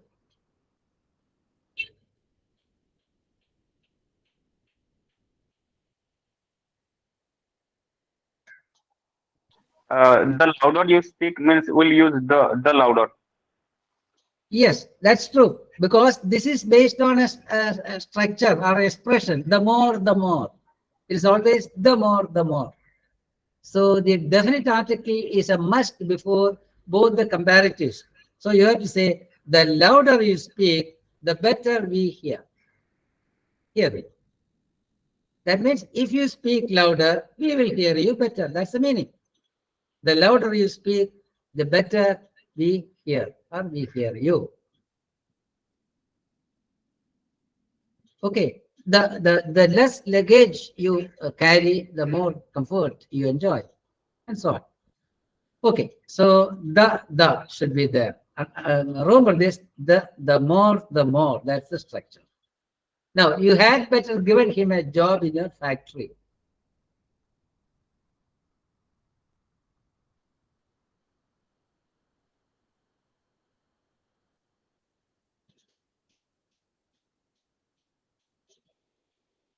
Yes. Okay, this is based on another expression that is had better. When you use this expression had better, you should always use the bare form of the verb. So you had better give him a job in your factory. Had better means desirable. So you desirably give him a job in your factory. That's the meaning. Or it was better for you to give him a job in your factory. So you had better give him, not given, give him a job in your factory. This is based on the expression had better. Now, bread and butter are a good choice for breakfast. Bread and butter is a good choice. Yes, Because exactly. Because we don't eat both of them separately or individually. We eat them together. So it is to be construed as same. I mean, one. So naturally, bread and butter is a good choice. Is a good choice for breakfast. Okay, that's right. Now, all the furnitures are to be refurbished or replaced at the earliest. is all the furniture is to be Yes, refurnished. here again, there are certain nouns, which we cannot pluralize. There are certain nouns that will appear as plural and have to be used as plural. That's why we said, my spectacles are stolen, gone. Okay. And here, furnitures, we cannot say, we have to say furniture. What are the other, can you cite a few more examples like this? Baggage, luggage, equipment. Equipment should not be pluralized. Please remember that. Advice, information, don't you say advices, informations, etc. These are all wrong. So baggage, luggage, furniture, advice, information, etc. will always be in singular form. So all the furniture is to be, not ought to be, is to be refurbished or replaced at the earliest. Okay. Last one, the man dressed in white is a MB from the state of Odisha. Is The man, NMP. huh? Is NMP because MP is producing the A sound. Yes, the choice of A or an will be decided by the beginning sound of the word that follows. If the word begins with a consonantal sound, then you have to use A. If it begins with a vowel sound, then you have to use an. Are you able to follow? Here, MP, A. See, we say A. It is not, we don't say member of parliament. If you say he is a member of parliament, if it is aspirant, all right. But it is written in short, and we always say MP, MLA, etc., MLC, and so on. So M, EM, like M. So the first sound is vowel. So you have to say the man dressed in white is an MB from the state of Odisha. That's right. Good. Okay. Next.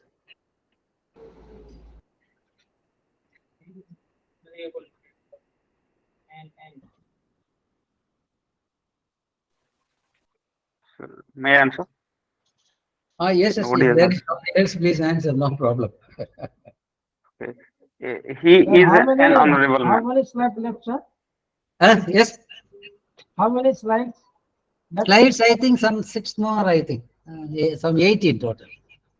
No, it was 30 Yeah, minutes. I'll just move on. That will be better. Okay, you answer this. Let him answer this question. Sir, honorable produce the all sound, that's why we'll use an honorable man. Yes, you are right. You are absolutely right. He is, yes. See, then the question comes, how you pronounce the word HONOURABLE. It is honorable or honorable. Actually, H is silent. So it is like ONOURABLE, honorable. So naturally, he is an honorable man of repute. It should be the word. And it should be. This is from, say, articulation.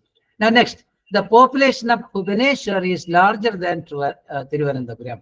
This is another error.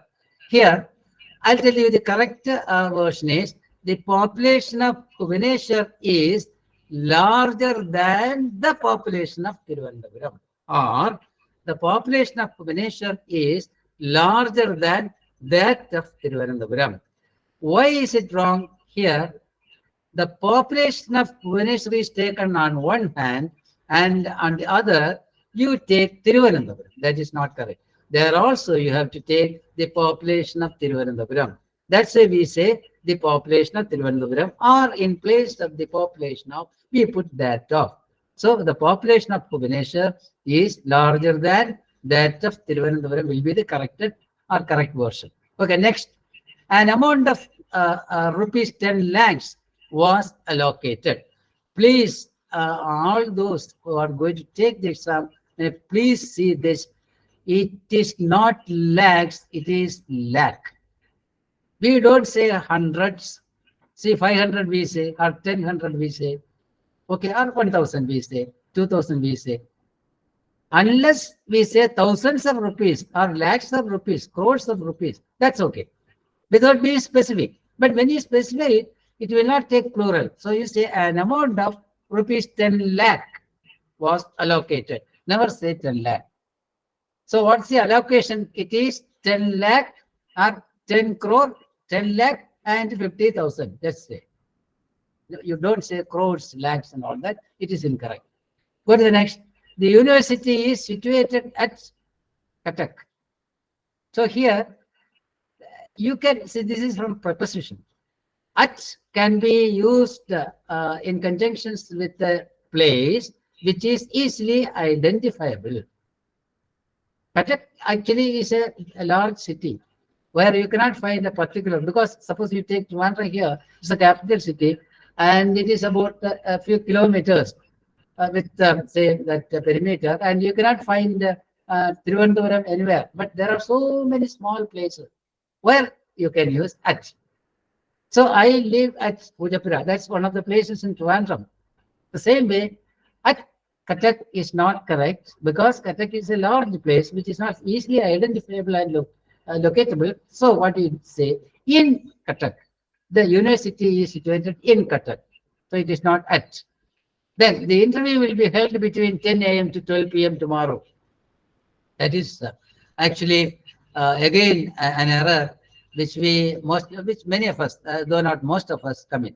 Between will take only and. So this can be corrected in two ways, but the preferable way is this. The interview will be held between 10 a.m. and 12 p.m. tomorrow, right? Or you can say the interview will be held from 10 a.m. to 12 p.m. tomorrow. But there is a subtle difference between the two. When you say it will be held between 10 a.m. and 12 p.m. tomorrow means it can be at any time. But in time, see, from 10 to 12. But when you say it will be held from 10 a.m. to 12 p.m., that definitely means that the interview will start at 10 p.m. at 10 a.m. and it will go on till 12 p.m. So there is a small difference. But even then, what actually is to be done with this sentence is go as far as you can go with the sentence. That is, the interview will be held between 10 a.m. You can go up to that, no problem at all. Now see, and 12 p.m. tomorrow. Here you have to fix the change. Okay. Now the team left query to Delhi last night. It is in the past simple. Okay, had left is not used. Then what can be the error? Please note that left or leave will always take for. You are leaving some place for some other place. So the team left query for Delhi last night. Now here comes a set of questions that I have copied from your civil service main. So based on our discussion, please see whether each one of you is able to correct these sentences yourself, please. And give me the answers.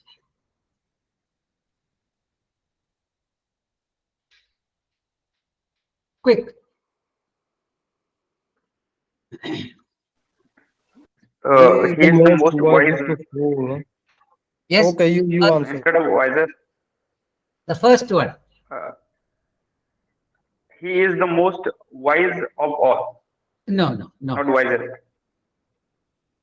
Yes. No, the most and wisest cannot come together because both are superlative degrees.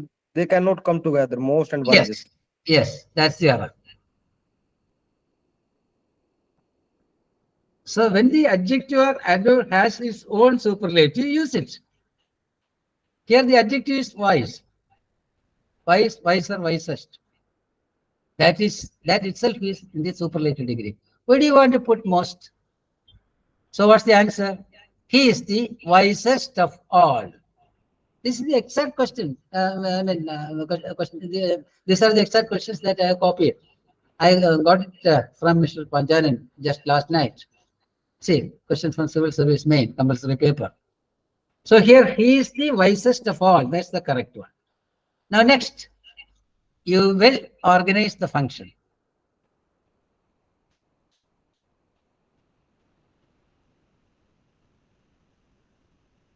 This is a manner adverb. Adverb we have many. Yeah. Well yes. cannot come after the subject, I think. It will come in the end. Yes, because well is a manner adverb. See, we have adverb of time, frequency, then say place, etc. Here it's manner. So it should come after the verb. So organized well the function also is not correct. Organized what? The function. How? Well. So you organize the function well. That's the correct answer. Okay, I had slept for hours.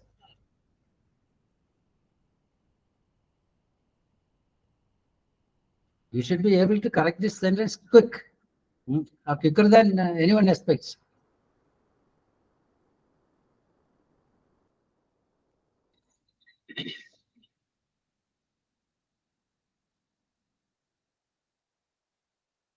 You can put it in two ways. I slept for hours or I have slept for hours. Okay. Then you say I slept for hours perhaps yesterday or some day before. Okay. Then if you say I have slept for hours, that means you have had the experience of having slept for hours on end. That's the meaning. But in both the cases, it's okay, but not had. Please remember, be very sparing with had tense, that is past perfect, and use it when there are two activities. Then the first activity should be maybe required to be put in the past perfect, or suppose you want to report a speech wherein you will find a present perfect tense construction which will be changed into past perfect, or you will find a past simple which will also be changed into past perfect. Then in the course of a narrative, suppose all of a sudden you want to go back to an incident which took place some long ago, then also you can put it, because you have to insert that. Suppose you say somebody has given you some car or some vehicle as gift, but you never mentioned that you know how to drive it. In the meantime, and you have been narrating your say experience, and immediately you have to say that I drew the vehicle, but you have not mentioned say whether you knew how to drive or not. So you can say I had by then learned how to drive. So that is correct in the course of a narrative. Otherwise, you use past simple or present perfect. Okay, now I am busy in my work. This is relating to a preposition. So I am busy. Busy with my work. Busy with my work. Yes. Yes, busy. She finished the work when I met her. Come on, quick. He finished. She had finished. She had finished her work. Yes, she had finished her work when I met her. See, two activities, meeting and finishing work. Which took place first? Finishing. Yes. It is time you go to bed. This is a different expression. How can you correct it? It is time you go to bed. It is time for you. It is time for you. It is time you went to bed. It is time you went to bed. That will be the correct one. It is always in the past tense. He pays more attention to films than books. Apparently, there won't be any error. You won't be able to identify it. More attention. So films to books. Yes, unless you put that two again, the meaning will not be correct. So he pays more attention to films than to books will be correct. Otherwise, he pays more attention to films than books pay attention to films. Okay, so completely changes. So here again, the repetition of two is necessary. Now one should take care of his health. Oneself. Yes, that's traditional. One should take care of oneself. O-N-E apostrophe. Yes, oneself. Apostrophe S. Yeah. Yes, apostrophe is here required. When you write IT apostrophe S is not the same as one apostrophe s. Okay, when you write it apostrophe s is, s will mean it is or it has. Okay, please remember that here ONE apostrophe s is once, that is possessive. At the same time, if you do not put apostrophe, it will become a collection of once, the plural of one. Okay, now here, anyhow, once health is acceptable. At the same time, in modern English, they say you can use even their. One should take care of their health. As we say, everyone should mind their business. So one should take care of oneself or their health. Okay, as you like. Anyhow, once, even if you write once, you will get a score, because the teacher who set the question paper, the person who set the question paper, or the person who is evaluating your question paper may not necessarily be aware of this. In place of once, there can also be used. In such a case, it may create confusion and you may lose mark. So you can go with the traditional one, because the other is most modern now. Okay. So these are the, I think, 8 questions I think I put. These are the same questions as were asked in the in the civil service main exam. Okay. And now we are going to next one, pronunciation. Why have I chosen a few slides? We'll go fast because I don't have time. Anyhow, we'll finish it before 1. Now, we have a tendency to be fanatic. Fanatic in the sense, when we see an English word, we tend to have the inclination to read it as we see the spelling. No, it is not orthographic, nor is it, say, phonetic. You have to understand the spelling, the pronunciation of each such word. See here, it is alumni. Please remember, alumni. L-U-M-N-I. The second one, I can ask you to suggest, but I don't think. Anyway, let me see. How will you pronounce the second one? It is a French word. It is Genre. used in English language and literature. Yes. Genre. Yes, that's correct. Genre. Okay, that's a category. That's all. That's the meaning. Now, D-I-V-O-R-C. Divorce. Divorce. Yes, exactly. It is divorce, not die. Not divorce. Not divorce. Yes, exactly. Please remember, this will be very useful to you, especially when you are facing a YMCA test. Okay, Yes, yes. or you are facing an interview. Please remember this. Okay, the next one, Gigantic. T-I-C. Gigantic.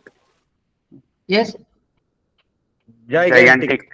yes. The second G is Ga. That's what you have to remember. Gigantic.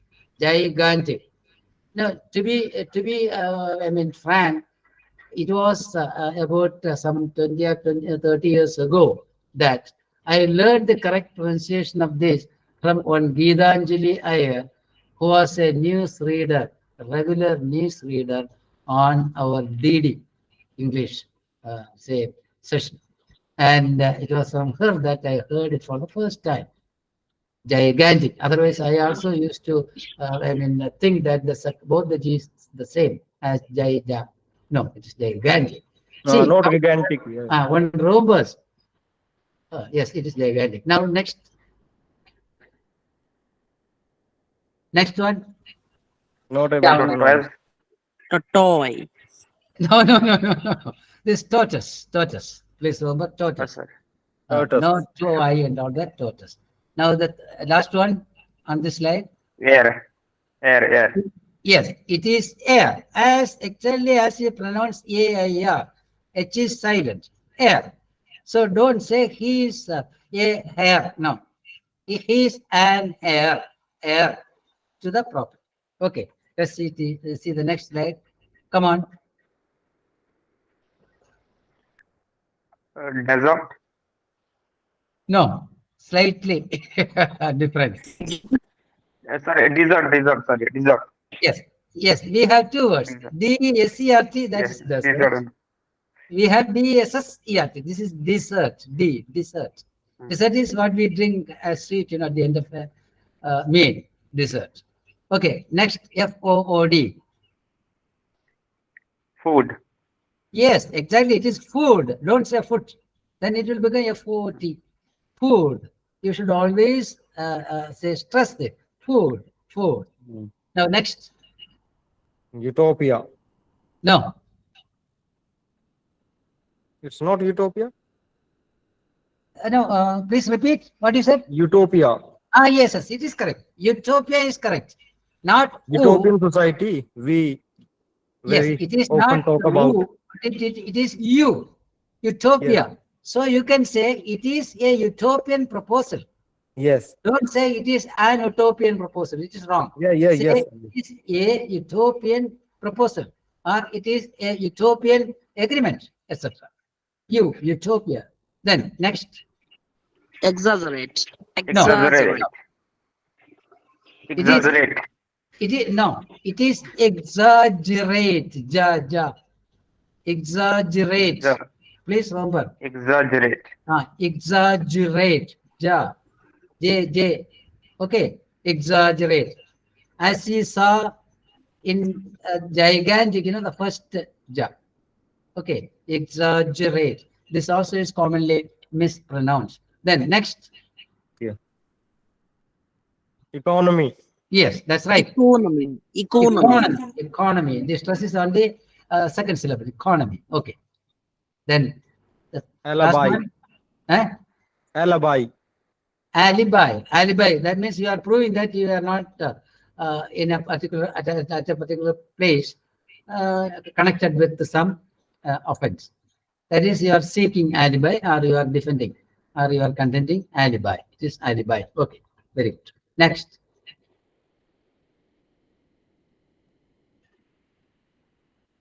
Alumni.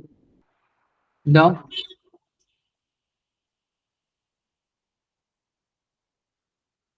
It is alumni, just like alibi.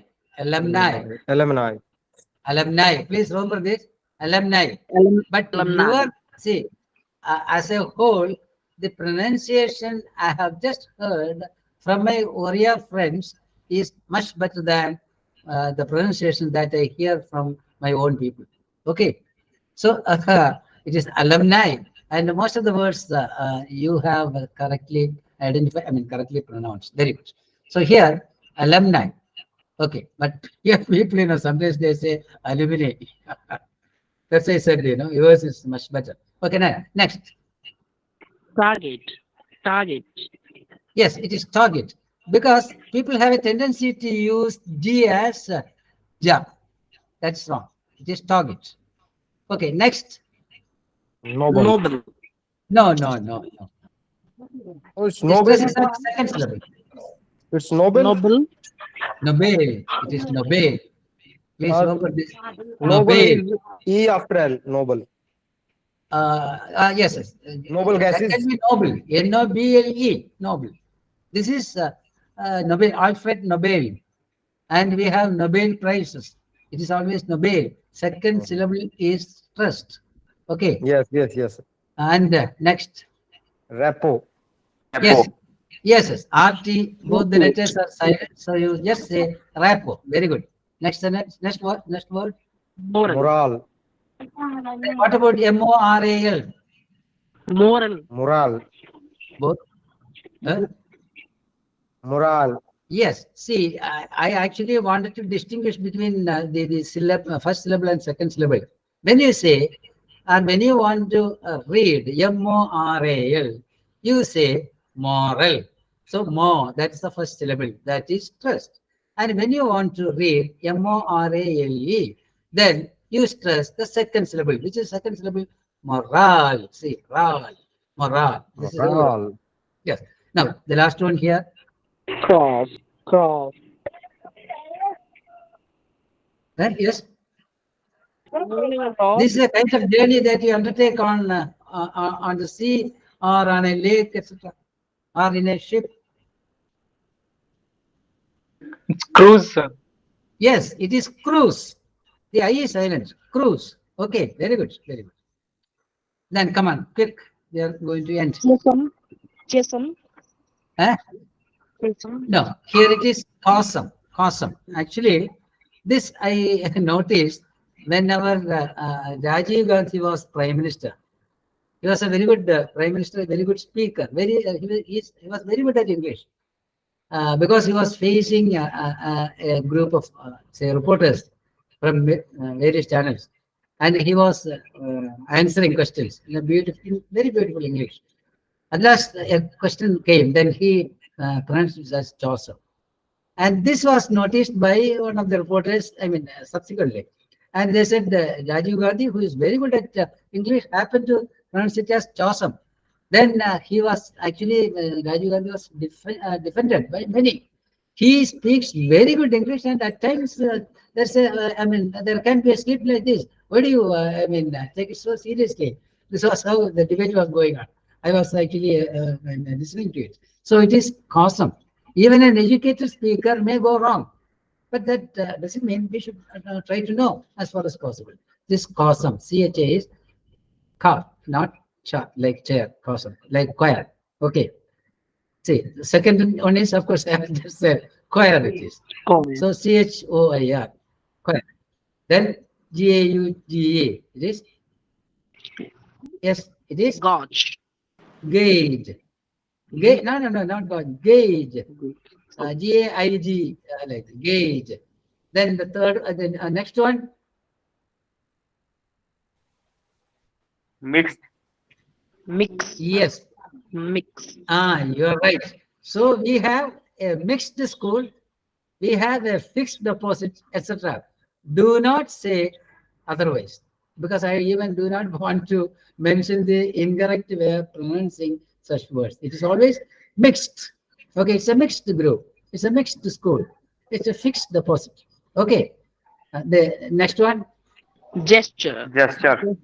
Yes, it is gesture, not the other way around. Gesture. No, I mean, G is to be pronounced as ja. That's all. Gesture. Then the last one. Lullaby. Yeah, very good, very good. I appreciate that. It is lullaby. Lullaby. Lullaby. Very good. I appreciate. Okay. Now, Thank you, sir. Thank you. Indict. Indict. Very good. Indict means accuse. Okay. C is silent. I is I. Indict. Then next one. Dais. Dias. It is to be pronounced just like DAYS. Days. Days. We say days. Days. The same way here. Days, not days. Days. Then next. Death. That. Dead. Dead. Be silent. Be silent. Dead. Next. Tear. Tire. Tear.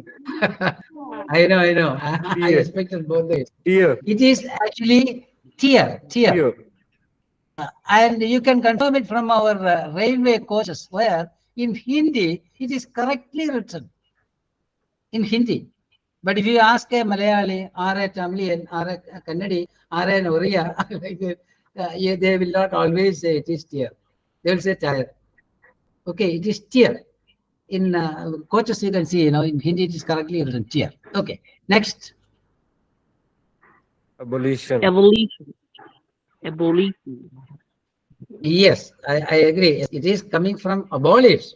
When you say abolish, second syllable has the stress. And when you say, when it comes as a noun, we say abolition. That means the third syllable has the stress. Abolition, demolition, and so on. Okay. Then, next one, the last one. Dynamite. Yes, it is dynamite, not mate, dynamite. Okay. Come, this. Police. Police. It is not police. It is Police. Police. police. Yes. Next, not police, not Police, sir. Police. It is between and O. Police. Sure sound after first sound. Next. Police. Elite. Elite. It is elite. Elite. Okay. Next. Elite. Salad. You are doubtful. Salad. It is Salad. salad. The first syllable is to be stressed. Salad. Okay, not Salad. otherwise. Then next. Debut. Debut. D is silent. Yes, debut. Then Kaleidoscope. Yes, kaleidoscope. Kaleidoscope. Next. Fahrenheit. Fahrenheit. Yes, exactly. Fahrenheit. Fahrenheit. Not heat. It is Fahrenheit. And EINSTEIN. How do you pronounce that name? Famous name? Yes. EINSTEIN. Essential. EINST. EINSTEIN. It's the name of a famous scientist. Einstein. Oh, Ah, Einstein. yes, it is Einstein. Einstein. Both Ein. Please don't forget that. But I have heard many saying Einstein. No, it is Einstein. Okay, with that we come to the close of our session. And thank you very much for being patient with my explanation and other things. Okay, if you have any questions, you can ask me now. I am free to answer you any questions based on what we have discussed so far. Come on. So maybe a couple of questions. It's 2 minutes, sir. It's not time. What of it is what we have. Yes. We'll take just a couple of questions. Many people seem to have left the place. They are hungry. This is the event and Okay, was it useful to you now? Let me see. Hear from you.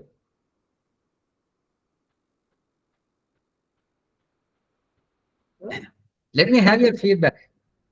Oh, that's brilliant. Brilliant. I personally enjoyed it quite a lot.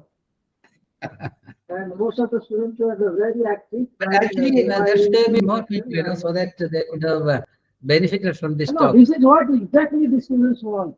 Particularly the I think when I began, there were about more than 30. Now, half of the participants have left.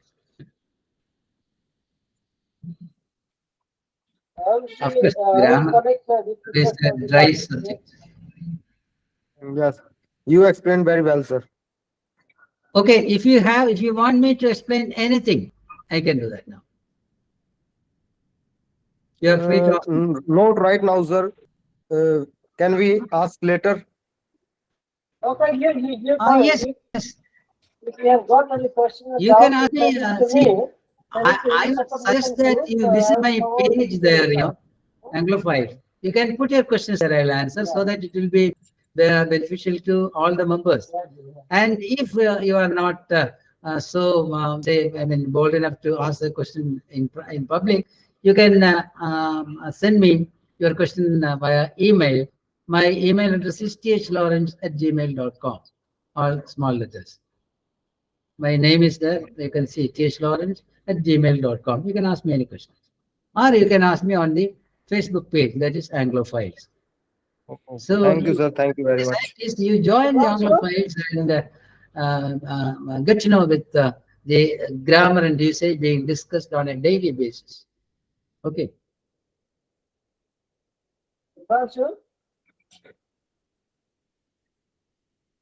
So if you want me to explain any specific aspect of grammar, anywhere, you can ask me.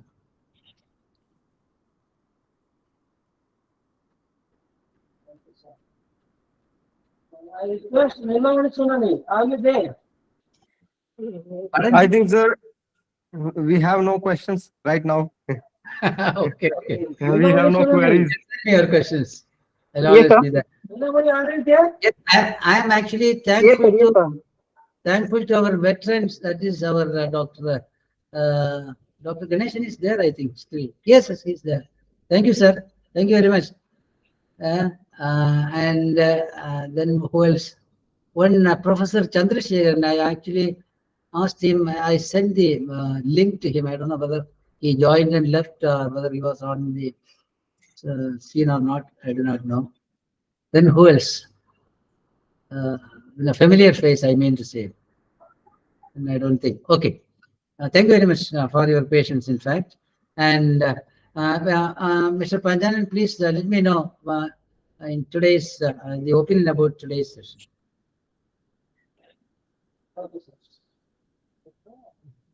Okay, now I request Nilamani Sunani to open vote of time. Okay. Thank you so much, sir, for giving me this opportunity. At the outset, I would like to express my. So there is some problem with my camera. Yes, yes, I can hear you. No problem. Am I audible, sir? Sometimes it gets muted, your voice. So Nima, you are a very active participant here, and your mic is muted now. Thank you. Yes, yes, it is Thank you. now. Thank you very much. Okay. Yes. Thank you very much. You're welcome. Okay. I express my deep sense of gratitude to Mr. T.H. Lawrence, sir, the resource person for the day, for his enlightening and insightful and quite engaging sessions. It was quite enlightening sessions, and we enjoyed a lot. We learned a lot, and I hope uh, this would be very beneficial for the students, especially those who are aspiring for, especially for the job seekers, as the session was dedicated to them. And second, I would express my deep sense of gratitude to Dr.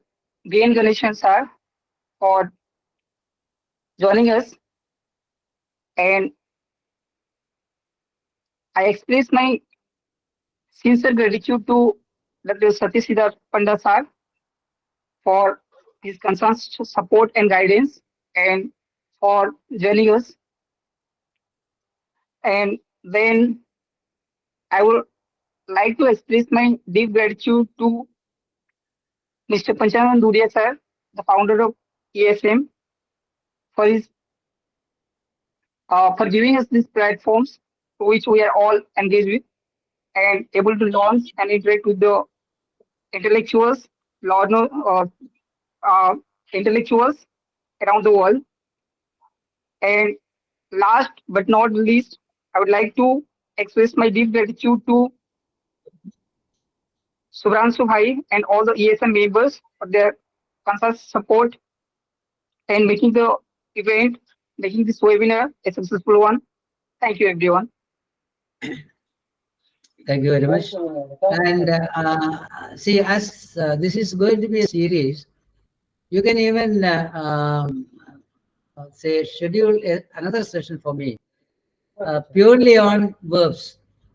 If you want me to take a session or handle a session on verbs, it will also take at least 2 hours. And I have done it for the Telangana one association. I did it. You can even ask me to take or handle a session on word classes. I can do that. You can even ask me to say explain how speeches should be reported, how sentence should be classified, how say punctuation should be provided to a sentence, and on any kind of say grammatical aspects. You can ask me, or you can schedule a session. I'll be really happy to complete it or handle it. So, Mr. Panjanan, I'm with you as I have been with you for the last few years now, and you are now going to complete, I think, 10 years since I think you have completed 10 years since establishment or since inception. And I wish the ESM all the best because it's a social work that you are doing. And I'm always inclined to support any social initiatives and interested in associating myself with such organizations. Wish you all the best. Thank you very much for having given me the opportunity. And somebody else in the meantime asked for my email address. I'm going to give you here. Okay. Thank you very much. Thank you, sir. I will let you know your note. That's yes, sir. Okay. Thank you so much. Thank you, everyone. Thank you so much. I'm just giving my email address, so please do not close it. This road is at gmail.com. Yes, it is here.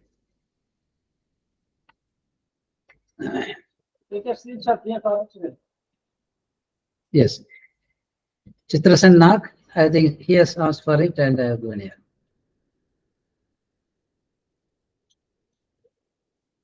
So, Nimai Poi, are you a student or a teacher or a candidate, say, trying to get into some service? What's the position? Nimai? Hello? Hello, Nimai. I think he has. Son, what's your net sound? I don't know. I I think wanted to know. Sir, actually, connection error. I think. Mr. Milan is a teacher, sir. He's a teacher. Nimai. Very good. He's an Okay. he's an English teacher. Yes. Ah, very good. Very good. No. I am a scholar. Oh, PhD scholar okay. Very good. from Nice. KU. Nice meeting you. Okay, thank you, sir. So you can mail some my email and just introduce yourself. You just say, I am one of those participants on this webinar series, and my name is such. You just send me an email, I'll answer you, and you are also welcome to the Anglophile page, which will be, if you want, I can just give you that page. Page. You can visit, but you can become a member only if approved. See here, this is my Anglophiles page. When you click, you will be taken to the Anglophiles page.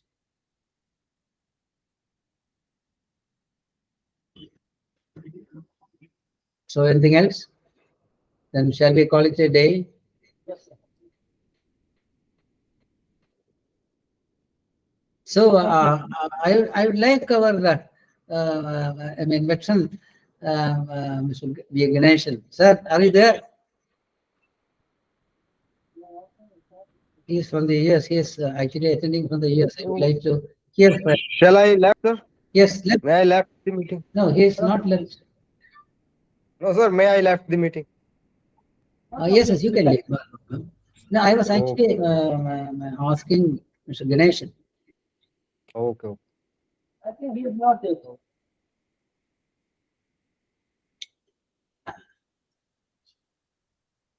Okay, thank you very much, sir. Welcome. Anytime. Sir is there.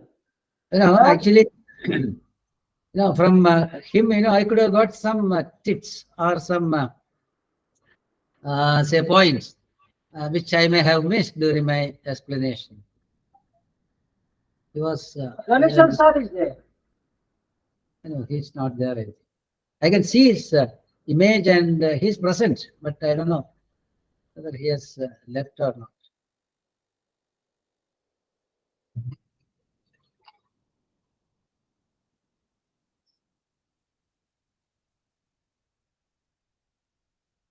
Okay, then we'll call it a day and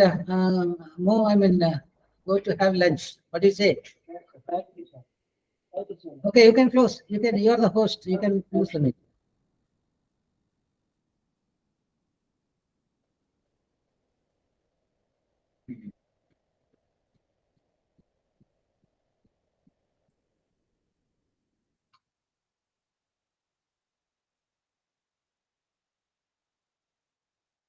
Okay, then have a nice day.